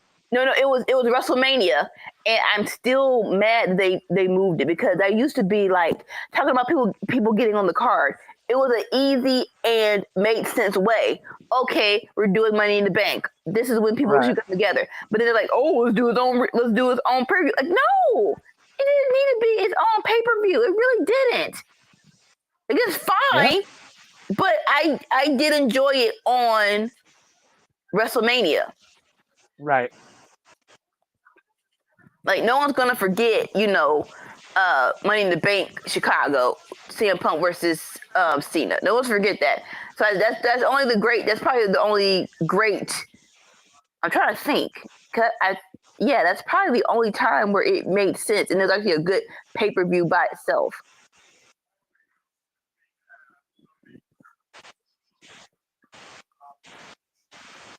I don't even remember that. 2011. See, come on now, wise man. Come on now. 15 years ago. But that's when the Summer of Punk happened. When he won the belt and he kissed goodbye and he left. Yeah, that's when Cena beat him and then he whined, right? And did the pipe bomb and then left. No, I'm doing something right now.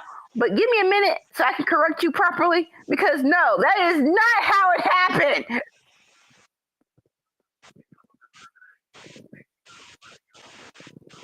We are at commercial as we come into the last hour of this episode of SmackDown.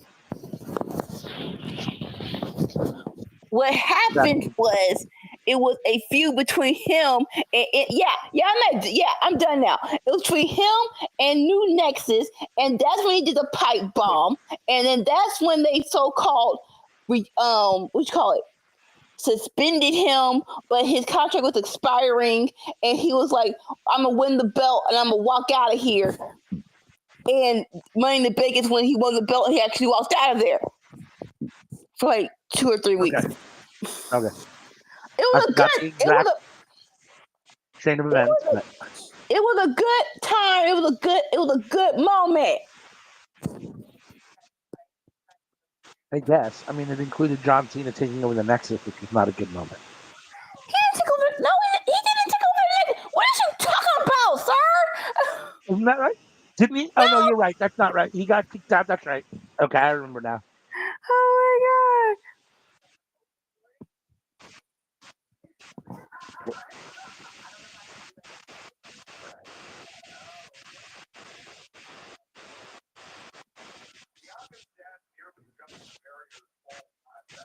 I love Bianca's dad. I haven't watched. Listen, I'm not sure why ESPN thought people wanted extra from y'all when you real life could just put this on your actual channel, because besides First Take and Get Up, I'm not watching anything else from y'all. I'm sorry. My dad watched NFL Live, but that's it. You could have put Stephanie's Place on Wednesday on your actual show, not Disney Plus. I'm sorry, ESPN Plus. No, anybody watching ESPN Plus. I digress. Her interviews have been really good, though. I watch them on YouTube. They're like, how you know? I watch them on YouTube before y'all say anything. The little clips.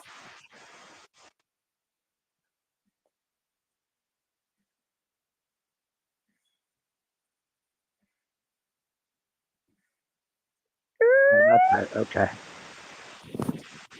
Wow. It's amazing how terrible my memory is. I have to read stuff to jog my memory. That's right. Okay.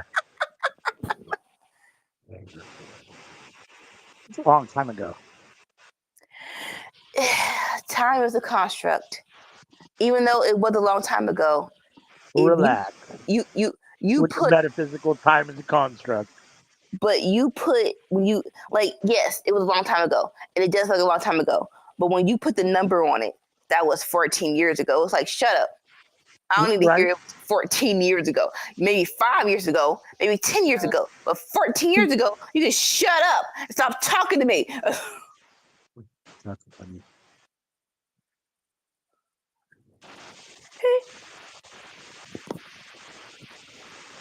Did they change it? What is it? So Aleister Black. So when he came back last week, it was his original CFO theme song. The with the E vol hee ha. And I'm trying to listen now. I think they switched it up. Nope. Yes. Dang it. It sounds the same, but I honestly didn't hear the difference between Roman's first Tribal Chief theme song and OTC Tribal theme song. I'm like, they're like, it changed. Like, it did? What's different about it? It sounds the same to me. You know? But evidently they did it. But I think it's still the same one from his NXT days, which is the banger. All right, let's get it. Let's go. Carmelo versus Black. Carmelo versus Aleister Black. Back in WWE. That's what I would call it. So it wasn't bad in AEW. I think people expected a lot more. But I wouldn't say it was bad. I mean, it was a little underwhelming. I wanted more. So when it came to the people who came from WWE to AEW, I don't think people realize the trauma they experienced. And so the whole, they don't want to lose the people. They didn't like create. Oh shoot. Yep, there's Black. It's like they didn't want to lose the people. They don't like the creative.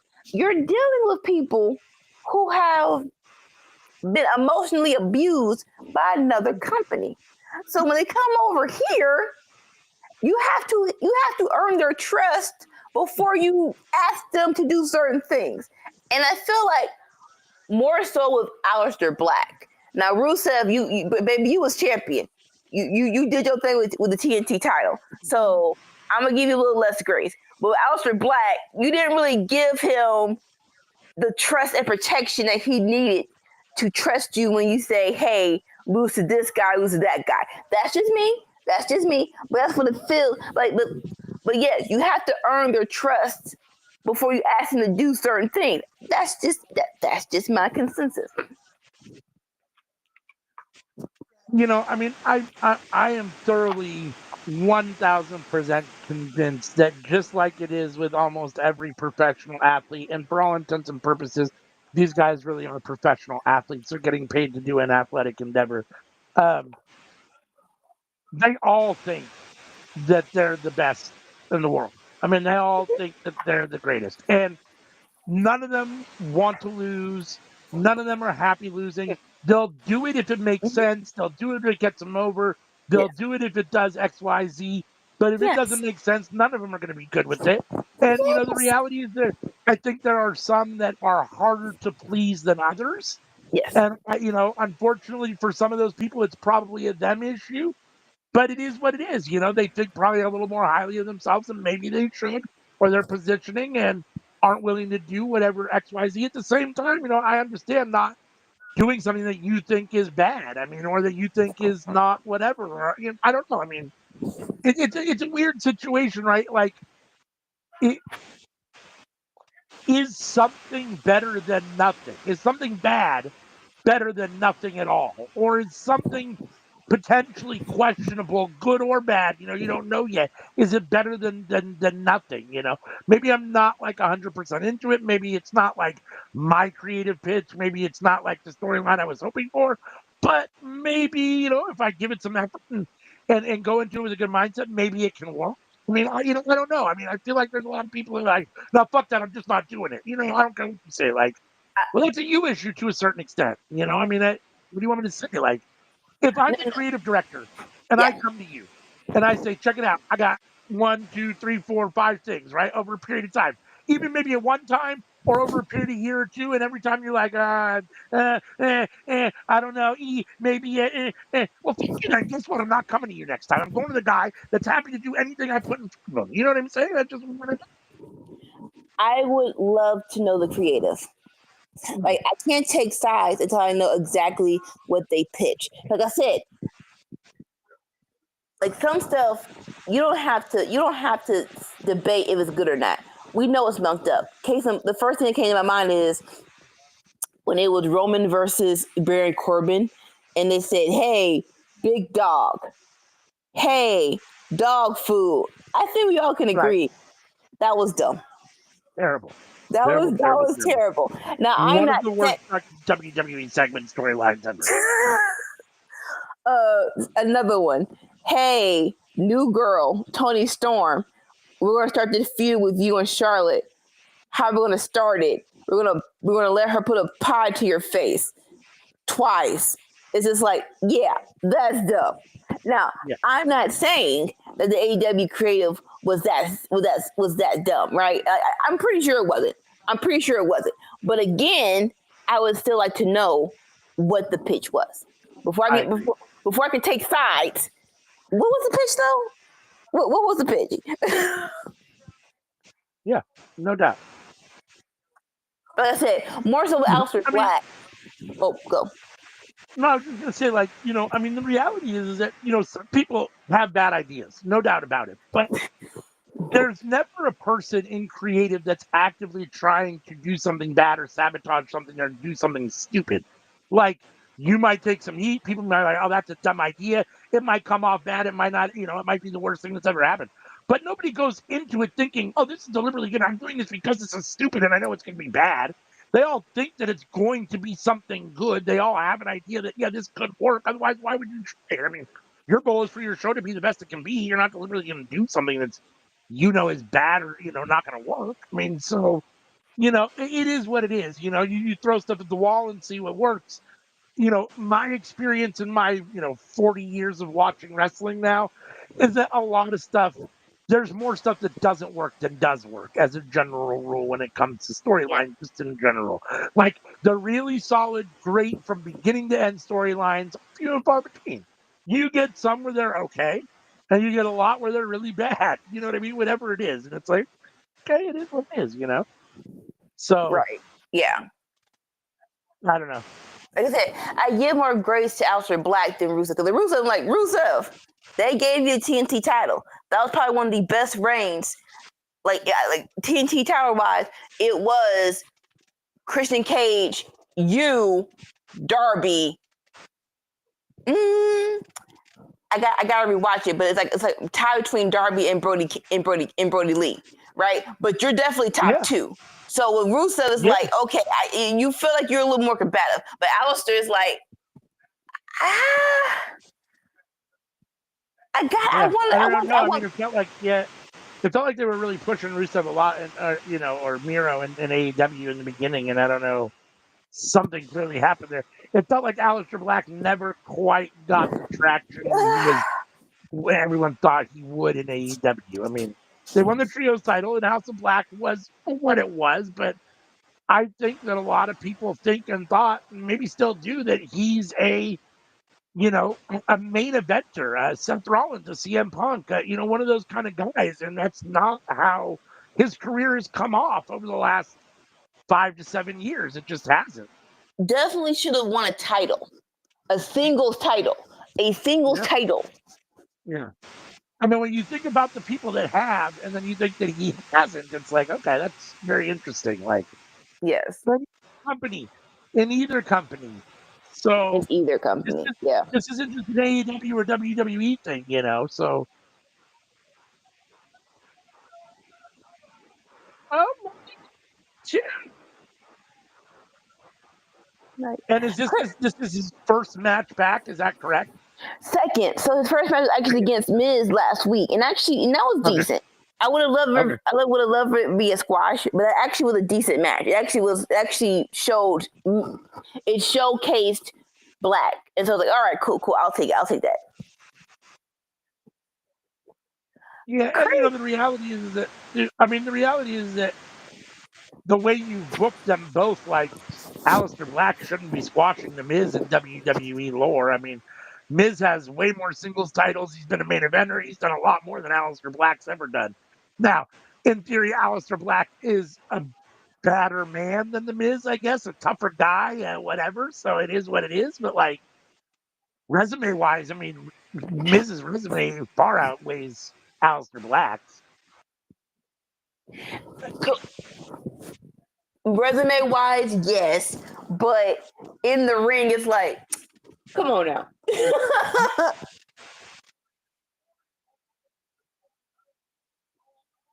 I don't know for sure. And I have no, let me say, not only don't I know for sure, but I have absolutely zero insight in any way, shape, or form, let alone not just knowing for sure. I know nothing at all. Me neither. When I look at Aleister Black and I look at The Miz, I see to me the two different things where I see that one has a true introspective understanding of who he is and accepts his role and takes what he is given and has made the best of what he could do in the ring and his ability to talk and be a personality. And another guy that probably thinks he's the best wrestler on the planet and has a chip on his shoulder and an attitude and it probably comes off like that and isn't willing to just take anything that's given to him, isn't willing to just do the ugly work that the Miz has been willing to do, all those things, right? And as a result, you see the difference in their careers. I mean, for all intents, maybe he wouldn't. Maybe Aleister Black wouldn't wish he had the Miz's career, but part of me thinks, he wishes he's had as much success as the Miz has had, So I mean, he wouldn't want to be the Miz, but the success that the Miz has had, like, I don't know.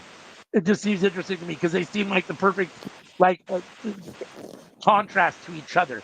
Because the Miz strikes Oh me as yeah. almost being like the perfect yes man. Like, I mean, I can't imagine there isn't much that they put in front of the Miz creative wise that he's like, no, I'm not doing that. He strikes me as Right. the kind of guy that's willing to do almost anything. So, and as a result, he's got a nice little 20-year career, where he's been world champion several times. He's been intercontinental champion. He's been U.S. champion. You know what I mean? So, I mean, he's niched Yeah. himself out a nice, he'll be a Hall of Famer when it's all said and done. The Miz will be in the Hall of Fame. Whether you agree with that or not, or think it's true, he will be, So, in that regard, I'm sure, whatchamacallit would love to have that resume. But And it's more so who you idolize and what do you want out of your career. Like going back to that promo, the talking smack with Miz and Brian, and he called him a coward, and it's like, yeah, that might have been a little bit too much. Just because it's like, just because he doesn't wrestle like you, that was a little overboard to call him wrestling like a coward. It's like, we don't want to say it, but it's like how he wrestles, he's still wrestling, and you're retiring much better than the first time, right? But it was like you had to take a break because you did get hurt, like seriously. So,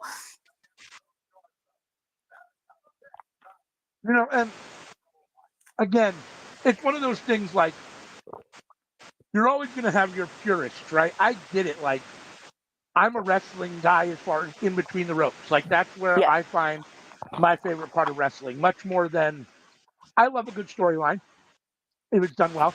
yeah, And right, I can definitely appreciate, solid in-ring body language work and entertainment work. I get that. But for me, the actual contact, the wrestling, the moves, those things is what gets it for me, right? So I understand like that purist mindset, the Daniel Bryan mindset where, this is something that I revere, right? I take the art of wrestling, so I hold it on such a pedestal that, you see someone like The Miz who just barely gets by with a little bit of skill, can't do what I do, doesn't really care about like the nuance of being the best wrestler on the planet. He's not there to be the workhorse, technical, proficient guy that absolutely loves it. You know what I'm saying? Like he's Yeah. there to do a job, get paid, be a personality. So I can see that. At the same time, I mean, again, Daniel Bryan did himself an amazing career because he's Daniel Bryan, but there's a lot of wrestlers, I promise you, that think of themselves as purists and mat technicians that would love to have the career and resume that The Miz has had. I mean, 15 or 20 years in WWE with the championships he's had. I mean, you can't argue with that. So, I mean, The Miz can say, you can say what you want, and he can, I mean, I got a scoreboard to a certain extent. Like, you can be the most technical wrestler on the planet. I've got champions. You know what I mean? I mean, you can be the Dean Malenkos. I'm the one that's won titles. Like, so, Yeah. you know what? No. Yeah, it really depends. It's like, what do you want out of your career? Like, Chelsea Green was like, I want to be the female Miz. I totally see that for her. I Oh, yeah. totally see her being the female Miz, and I want that for her more than anything.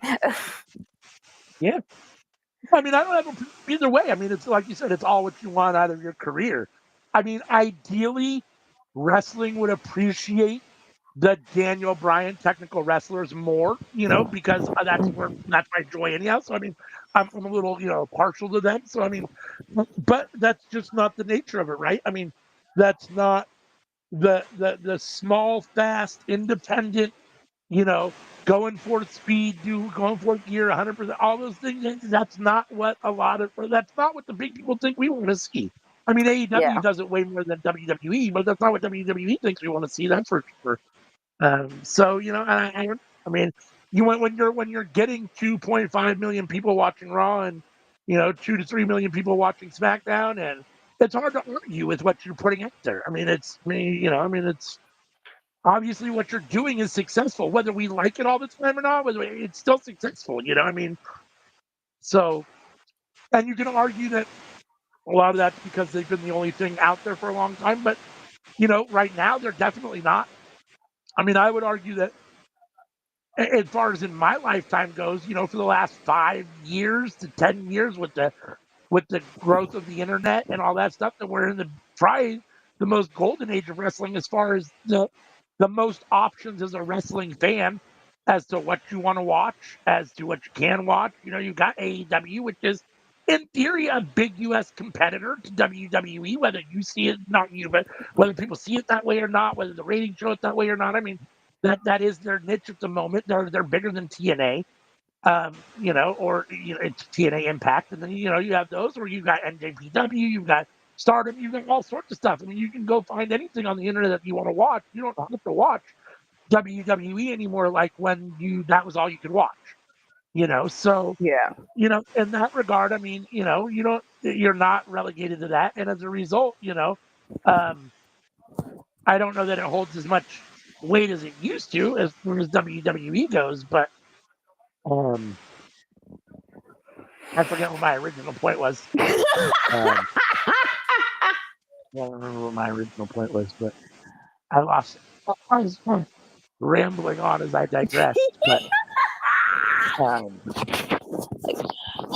Hopefully, whatever dreams you have for your career happens. Whether you want to be the female Miz or you want the Miz career where you have the titles in a very long career, or people know you for your in-ring technique, or it's just like, listen, right.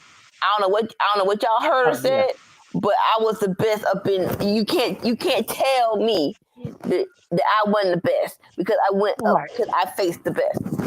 Yeah, sure. I agree. I mean, and again, it's one thing, if you're actually Daniel Bryan or a Will Ospreay now, or even, whoever else whoever else you think is on that level of being, an extremely talented mat wrestler.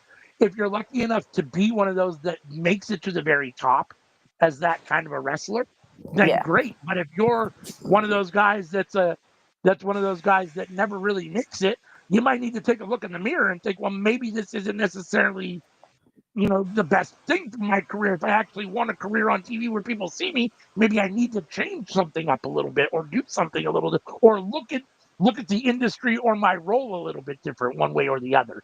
Maybe Yeah. say yes every third time as opposed to no, no, no, no, no, no, no. You know what I mean? I mean, Yeah. I don't know. Or just try to make more stuff work. Or Or just like come up with with more of your own ideas. I mean, again, I've never wrestled, so I don't know how wrestling works backstage. I'm assuming it's a combination of both. I assume a lot of wrestlers come to creative and say, hey, look, I've got this idea. So, either have more of your own ideas or when creative comes, you got to say yes. Those are the only two options, right? I mean, and crazy enough, you cannot dispute that. The reason why Chelsea Green and The Miz had the career they had is because they had their own ideas and they had a vision of what they right. want their characters or careers to be. And I'm not sure, I'm pretty sure they have a class in NXT about promo work and characteristics. But I really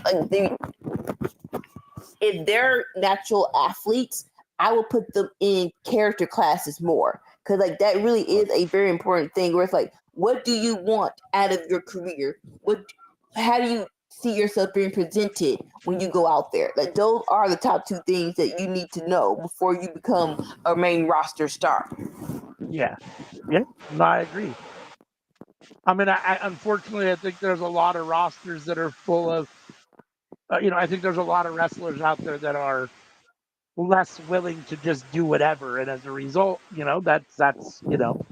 is what it is. I mean, when the boss comes calling, you have the right to say no, but they're only going to come calling so many times. I mean, it's just the nature of the beast, right? So, I mean, why are you saying no? Is it because it's dumb or because you're just being stubborn? I don't know. It could be either. It could be either way. I mean, that's the thing. I don't know. My concern is that with some of these guys, when you see it happening over and over again, that it's a stubborn thing. Now, if it happened only in one company, then I could see it. If you were in WWE for a while and you left and you said, oh, they asked me to do the dumbest shit I've ever been asked to do, and then you go to AEW and you do everything and everything's fine, then that's one thing. But if you're an Aleister Black and you don't it seems like you have trouble getting over in WWE. You go to AEW, it's like, oh, he's going to get over in AEW. This is where he belongs. This is where wrestling wrestles. This is where wrestling happens, where wrestlers wrestle. And you still don't get over. There's some reason there. I don't know. Either you're not pitching creative, you're not pitching the adequate creative, you're saying no when they come to you because it's stupid, because I don't know what it is. Whatever the case may be, you got to do some sort of reevaluation, it would seem to me, because something's standing in the way of you having the career you probably want to have. I don't care what character you want to be. Your career choice can't be to not be on television. I promise you that. Or to not be on wrestling. I'd rather be a technical guy that sits in catering than a fucking, whatever guy that's actually. No one's saying that. I promise you that. So the reality is that you're gonna have to take some sort of look in the mirror and realize I'm not on TV more for some reason. And if it's happening in multiple places, the chances are good that might be a you issue. Either because you think the stuff they're pitching you is stupid because you think higher of yourself, or I don't know what it is. It's just, I'm not willing to do that. I don't know. Who knows? But there's something going on there. Understandable. Oh shoot. So right now we're getting the match between Rey Fenix and Andrade versus Angel Garza and Humberto Carrillo. It's Rey Fenix dances on the ropes.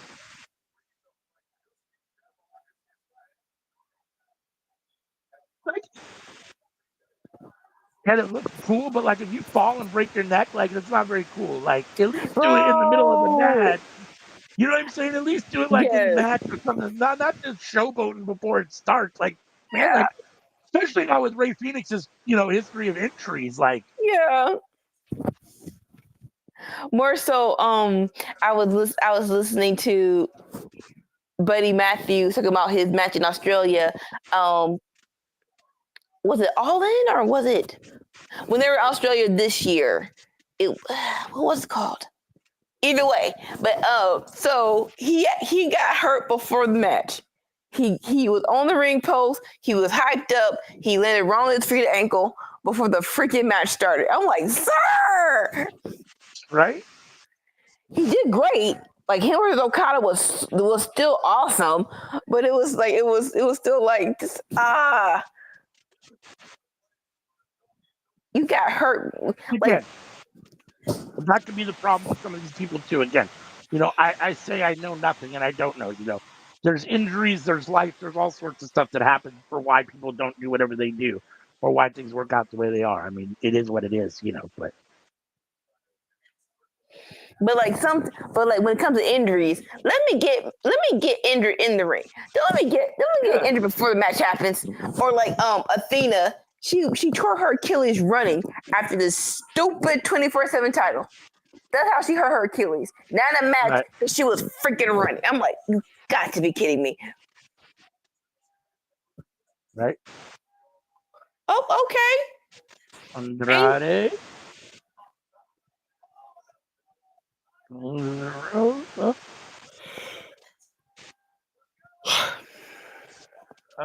Andrade and Angel Garza in the ring.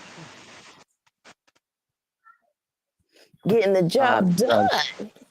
Andrade sending Angel out. Andrade sending Ray Phoenix out.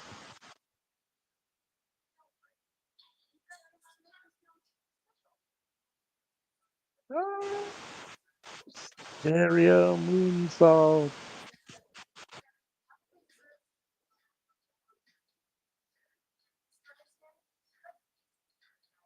And off to commercial. We're about 3/4 of the way through this episode of SmackDown. Solid show. It's good, and like what you call it? 30 more minutes. This actually went by quite nicely. It's been a very good paced show. It's been a decent go-home show. Most of the stuff they've done has been in anticipation of tomorrow's Backlash pay-per-view, or building towards it, whatever. And we're going to conclude with a promo from John Cena. Cool. You mean Boo Boo?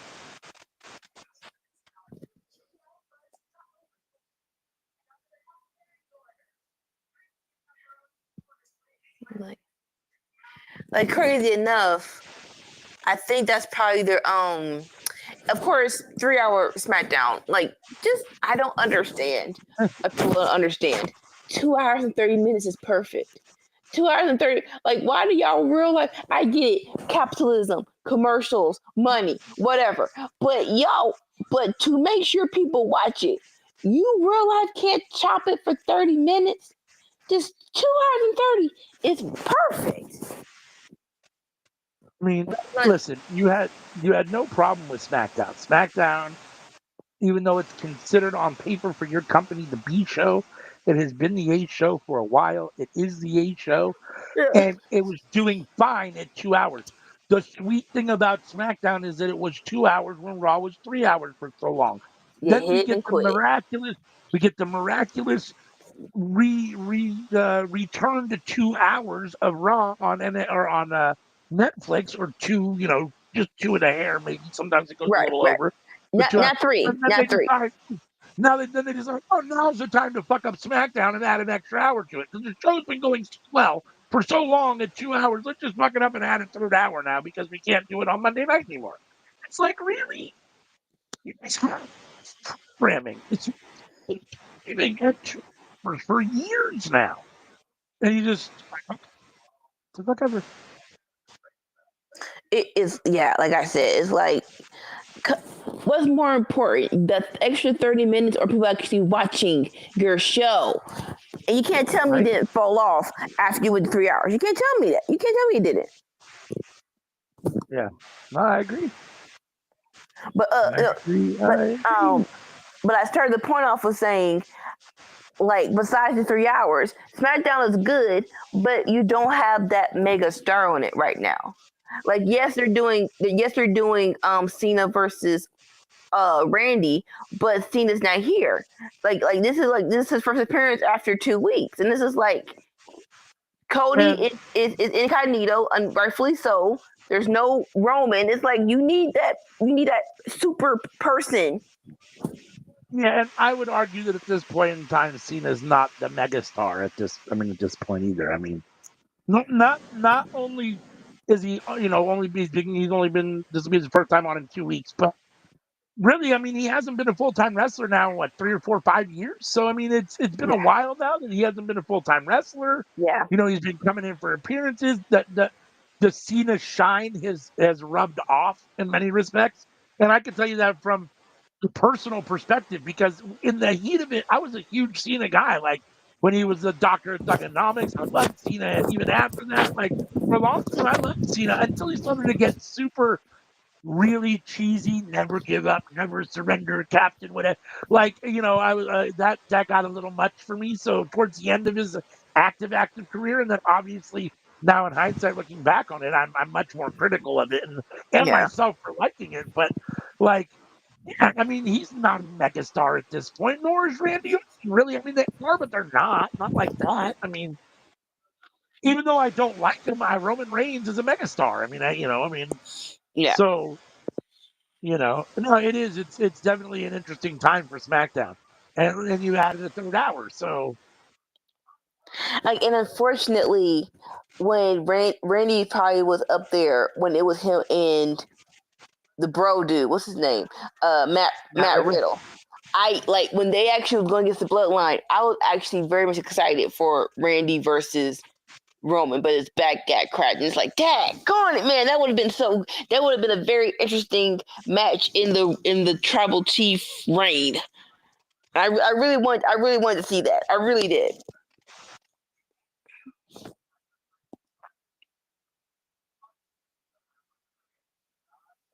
And they tried to get it back. Like I would have loved to really know what was solidified on the table of matches of WrestleMania because I realized think they wanted to do Cody versus Orton, but I'm like, why not? I would have been better.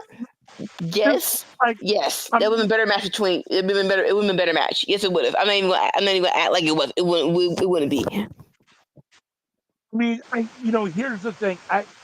It would have been a better match, and Orton is at this point, well, for all intents and purposes, really, when it boils down to it, other than maybe talking on the microphone, Orton's probably a better all-around wrestler than John Cena is. I mean, he's better in the ring, actual move wise. He's comparable on the mic. Probably better than Cena all the way around. But what was I going to say? Cody versus Orton. Orton's at least around. I mean, sure, he was out injured, but at least he's around. He's an active wrestler. He's still, in many people's eyes, not in the prime of his career, but definitely in his career still, whereas Cena's been out of his career, essentially retired. I mean, and the idea that the retired guy is so good that he can just come in and after nothing beat your star in Cody Rhodes. It's like that's a little, at the same time, like you don't, I don't like it, and I'm not sure that it's come off the way that maybe they wanted it to. Maybe it has, maybe it hasn't. This The opportunity to turn Cena heel only happens. It's not the same as it is with Randy Orton. You can't do this same story with Randy Orton. It doesn't. It wouldn't work the same. Like, yeah. you could do it, but it wouldn't have the same meat on the bone that it does with The Rock and Cena coming together, and then Cena turning on all the people. Even though I don't like the way it's happened, and I think it's been done poorly myself, and I don't like the idea. You still can't do that like that with Randy Orton. So I kind of understand why they did that, but still, I mean, being that I don't like it, I would have rather seen Orton and Rhodes. Oh yeah. Like so, this is actually the first. This is the first defense of Cena's reign. Even though I'm very adamant it's going to be slow as hell. It's in St. Louis, so the crowd's going to help significantly. And hopefully this will be signs of where we can gauge how this reign is going to go. Like hopefully we'll learn more. Like, okay, this was fine. Here's what we need to do: tune up, or this sucks. Let's just scrap this whole thing and Right. let them lose it. Let them lose it. SummerSlam. I agree. Santos Escobar and Rey Fenix get the win here. I'm sorry, Andrade and Rey Fenix get the win. With Santos watching, much to his dismay. It looks like is that Angel I don't know who took the pin. Garza Korea. He's yelling at Umberto right now. Okay. Yeah, so it's like, sir, I had the match won, but Joe Behind was on the ring apron, distracting the ref.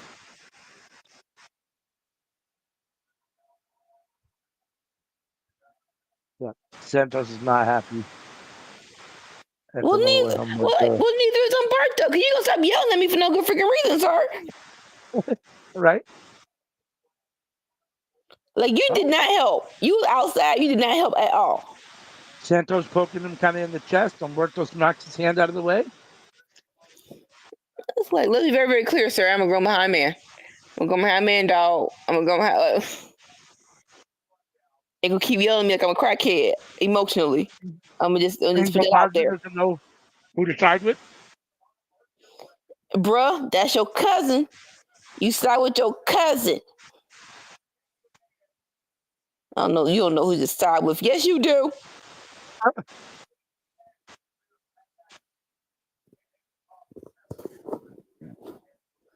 All right, rundown of the card on Backlash.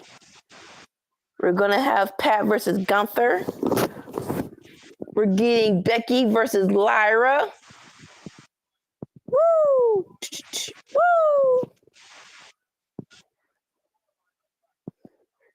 So he's been around now for a minute. What do you think of Joe Tessitore so far? He's fine. Like, there's nothing ecstatic about him, but he's serviceable. It's fine. I don't think he's better than Corey. I'll say that. I don't think he's better than Corey Graves. So when they switched him up and Corey went on a tyrant, he was kind of justified. He's like, yeah.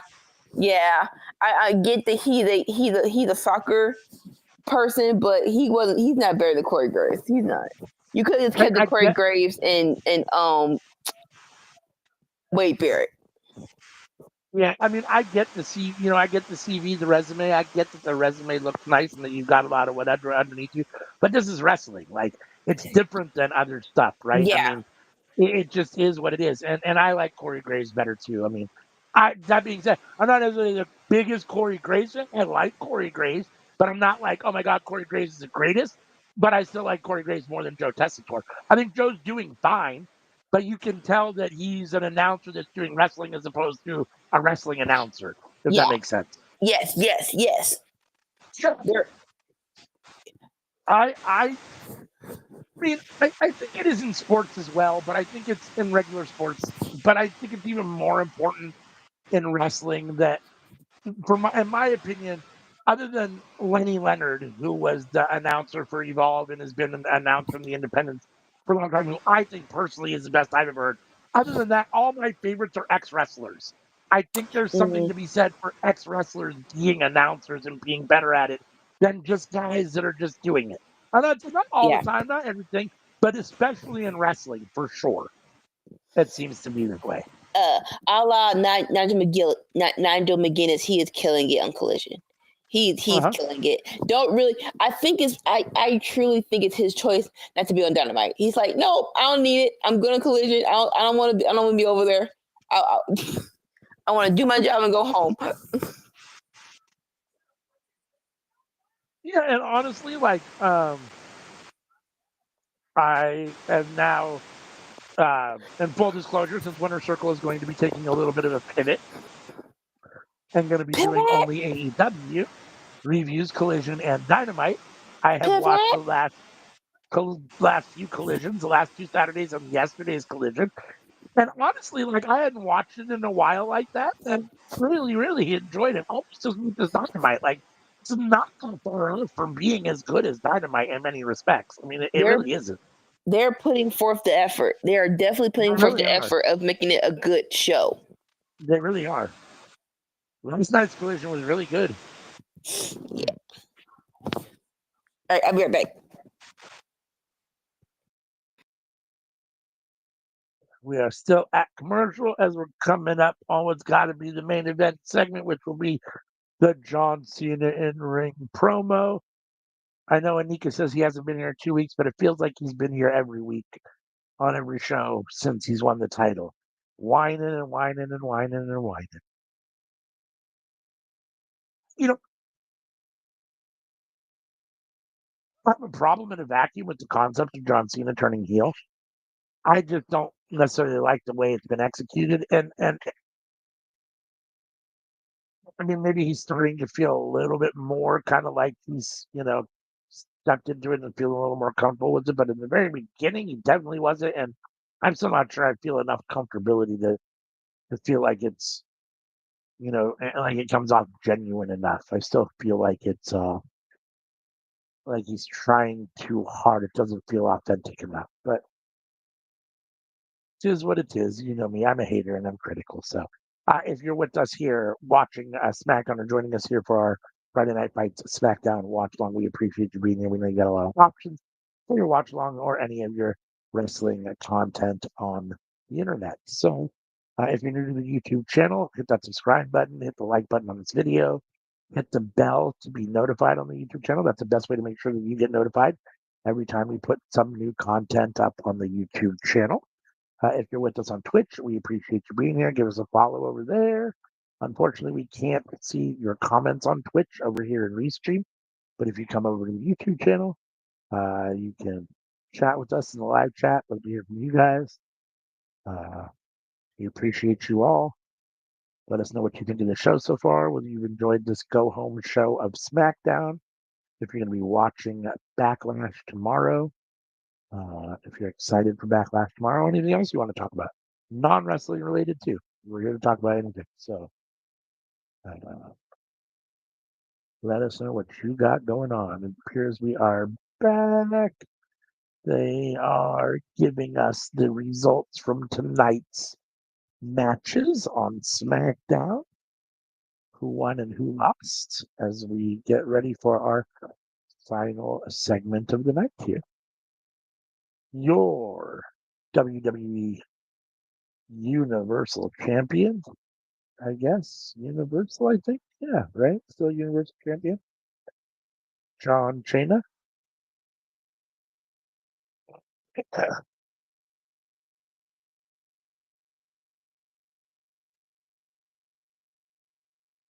In a red hat and a gray shirt. Is it gray?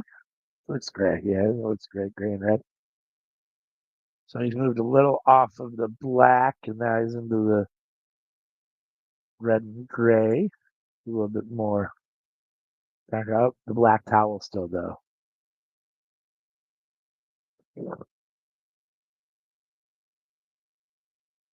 Last time is now. You can't see me with his belt on backwards like an idiot. John.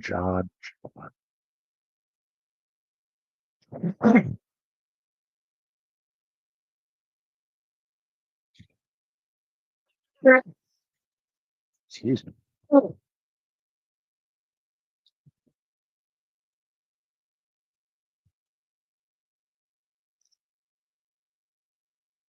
So either he's I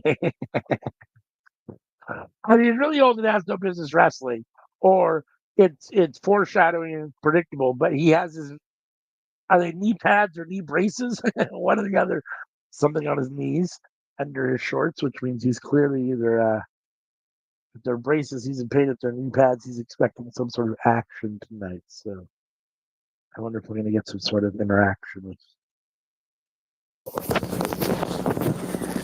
Very weird color combo, gray and red. A lot of gray and red. That light gray, that kind of usually it's more of a darker gray, but Like it's fine, but it's like, huh? it's fine. But it's like, what? Like usually if it's gray and red, there's a little gold on it. It's like, no, this is gray and red. Okay, fine. He's gonna end up beating an RKO tonight.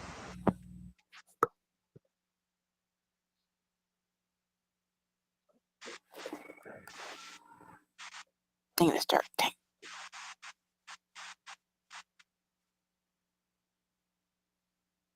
Oh, sorry, he got to get his own dude in there to do the.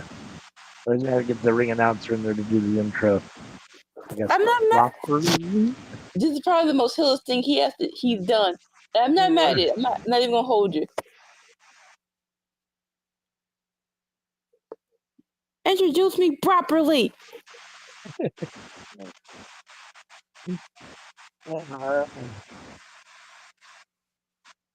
What would you just get hit with a water bottle? What? You got hit with something. Somebody threw something at Cena. I thought he tossed some paper out.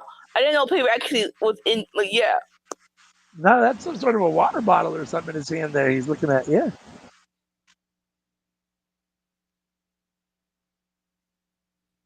All right, come on now. Oh, that's hysterical.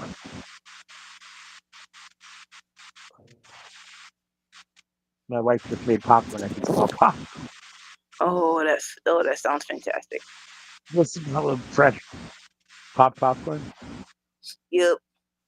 Oh man. Like sometimes you just want a perfect. You just want a snack. You just want a snack. You want a whole meal. Just a snack. Yeah, I mean, you work in a movie theater with good popcorn, like man. No, crazy enough, we've had a couple of DoorDash orders of people just wanting popcorn in it. So I'm like, what the? Oh, so there's plenty of times that we've gone to like the mall or whatever, and there's the mall here where has a movie theater in it, and we won't see a movie. My wife will just go in and get popcorn. I get that. You just want to get popcorn, but you're paying a $5 fee to actually get to your house. That's crazy. Let's do it a little much. But no, we get those so many times. It's like, can I just buy popcorn? It's like, no, yes, you're fine. Just there we go. Yeah.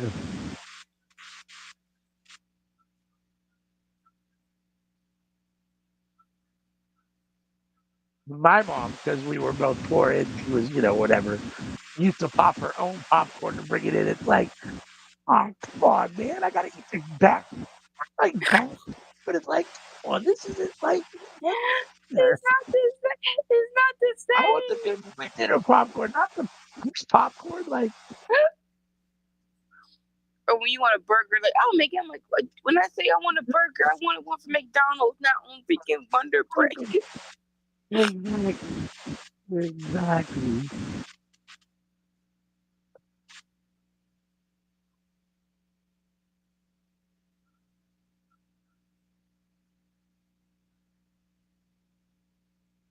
I'm kind of glad my TV's on mute.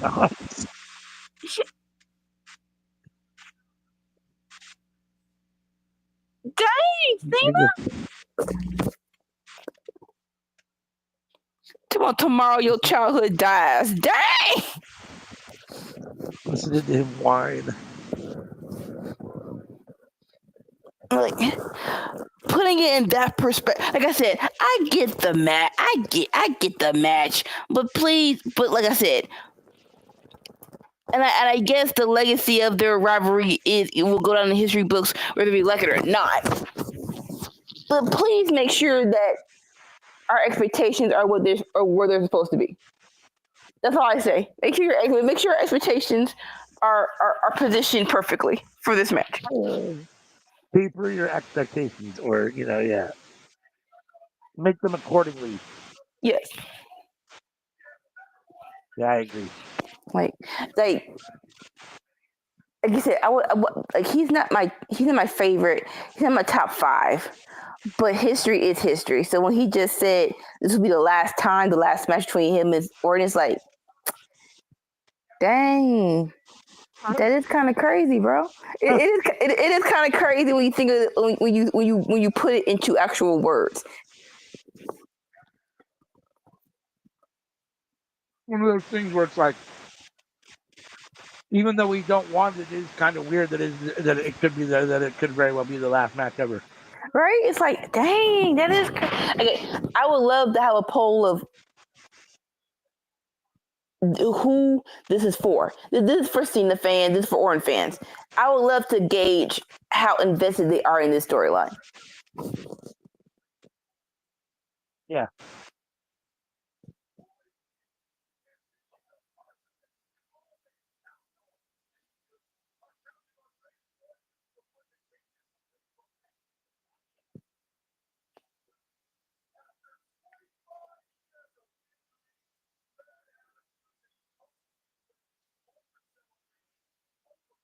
Oh, John being a little shoot heelish right now. Cena's still talking uninterrupted. Talking about loyalty is counting on somebody. You gonna count on Randy taking this from me? 20 years of coasting to the top. You think he took away with injuries and a bad attitude? Like, hey. You knew you get yourself into. Let's not do this.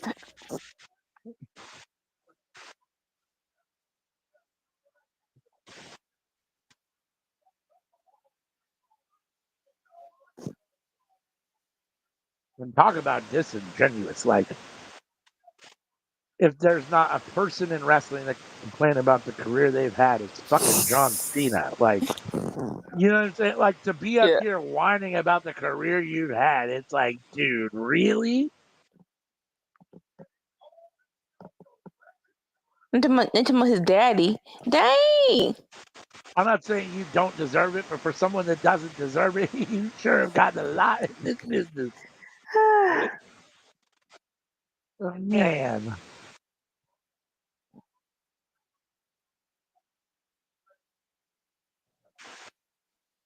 Oh. He calls himself the Legend Killer. Tomorrow, Randy Orton kills the legend of Randy Orton.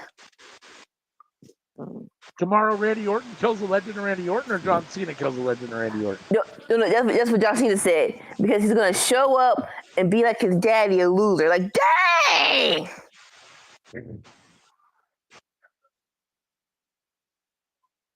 I'm pretty sure we're both all good with this. But still. That's fair.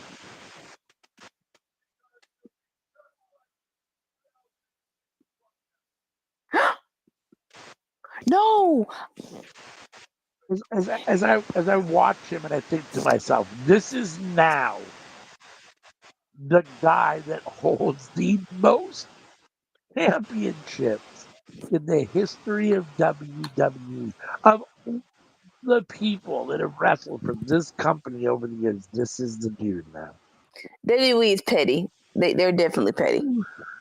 No, I said it wrong. He said he's going to kill the legend of Randy Orton because he's going to be like his 2006 drug test a failure. Sir!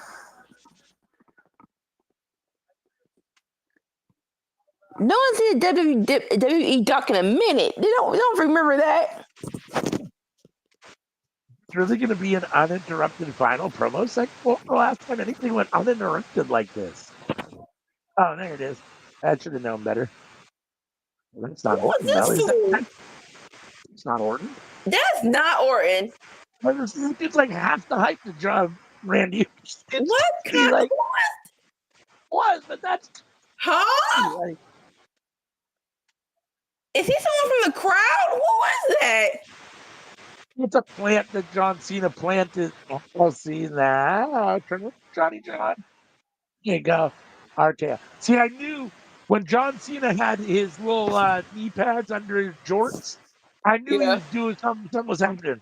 I had a feeling he was taking an RKO.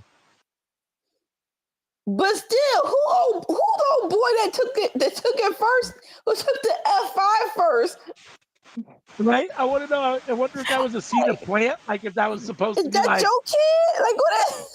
right? That was like it was supposed to be a fake Orton, or if that was Orton's plant, like go out, distract Cena, and then whatever. That was weird. I was like, it's He's not good. standing over It's John not bad, Cena. but it is like if you're gonna do that, oh boy. I am curious to know who it is. I got $5 said it's a dude who looks like him in NXT that's in the No Court Catch crew. It gotta be. It's gotta be him. So the question is, did John Cena try to bring him out as a joke? Like, oh, here comes Randy Orton, and I'm going to order Randy Orton, send him out to distract John Cena, so that then. I'm leaning towards it was Randy's idea. It was Randy's idea. But again, you can't have an idea like this and I have a follow up of what the freak just happened. So as we go off the air on tonight's episode of SmackDown, the go home show for Backlash tomorrow, Randy Orton standing tall. Is Randy Orton going to beat John Cena tomorrow night for the world title? No. Mika's shaking her head. No. Come on now. Let's All not be right. crazy. Well, that brings us to the end of that episode of SmackDown. And by default, since this is a watch along for SmackDown and the show is over, I guess that's our time to wind up here as well. Anything you want to say about tonight's show? You want to sum it up, give it a grade, talk about it for a minute before we go, or no? Like I said, great show. We'll keep saying it till the cows come home. Chop it in 30 minutes. It'll be perfect. And wrestlers, choose your destiny wisely. Very well said. Very well said. We'll do a little bit of house cleaning and then we'll get out of here. Make sure and join us every Tuesday night for the cookout where we talk about what's cooking up in the world of professional wrestling, 7:30 p.m. Pacific, 10:30 Eastern. That's every Tuesday night. Friday nights, you're with us here now. Friday night fights, we come together and watch SmackDown in real time and give you our real-time reactions and opinions to the show. And then, actually, that's the wrong graphic. I need to give you the new graphic. I don't know. We don't have it up here yet, but I do have one.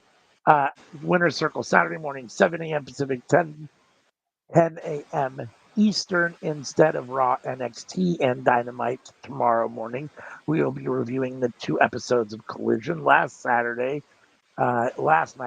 2 episodes of Collisions with AEW Dynamite from Wednesday night. And ongoing, it will be Collision from Saturday night versus AEW's Dynamite. Well, AEW Collision versus AEW Dynamite, I guess. Technically, it will work the same as Versus still. We're going to give them a grade and that kind of stuff, but it's a little weird that the same company shows competing with each other. But again, it is what it is. I mean, they want to, they want, in Tony's words, he wants both shows to be equal. So let's see if Tony can come to that. We can make that happen. If you want to scan this QR code, that'll take you to Linktree, and from Linktree, you can get to all of our social media from one location. You can see we are on all the social media platforms on the screen there. So come check us out and interact with us everywhere we are. We'd love to hear from you guys and interact with you guys everywhere. So, and last but not least, if you want to check out the audio version of the cookout, you can check that out on these podcast platforms where you don't have to actually sit and watch the video version. You can just listen to the audio version of the cookout. So make sure and check that out. Unless there's anything else you want to say, well, as the Lord says, we'll cut off the lights and get up out of here. All right. Until next time. Peace.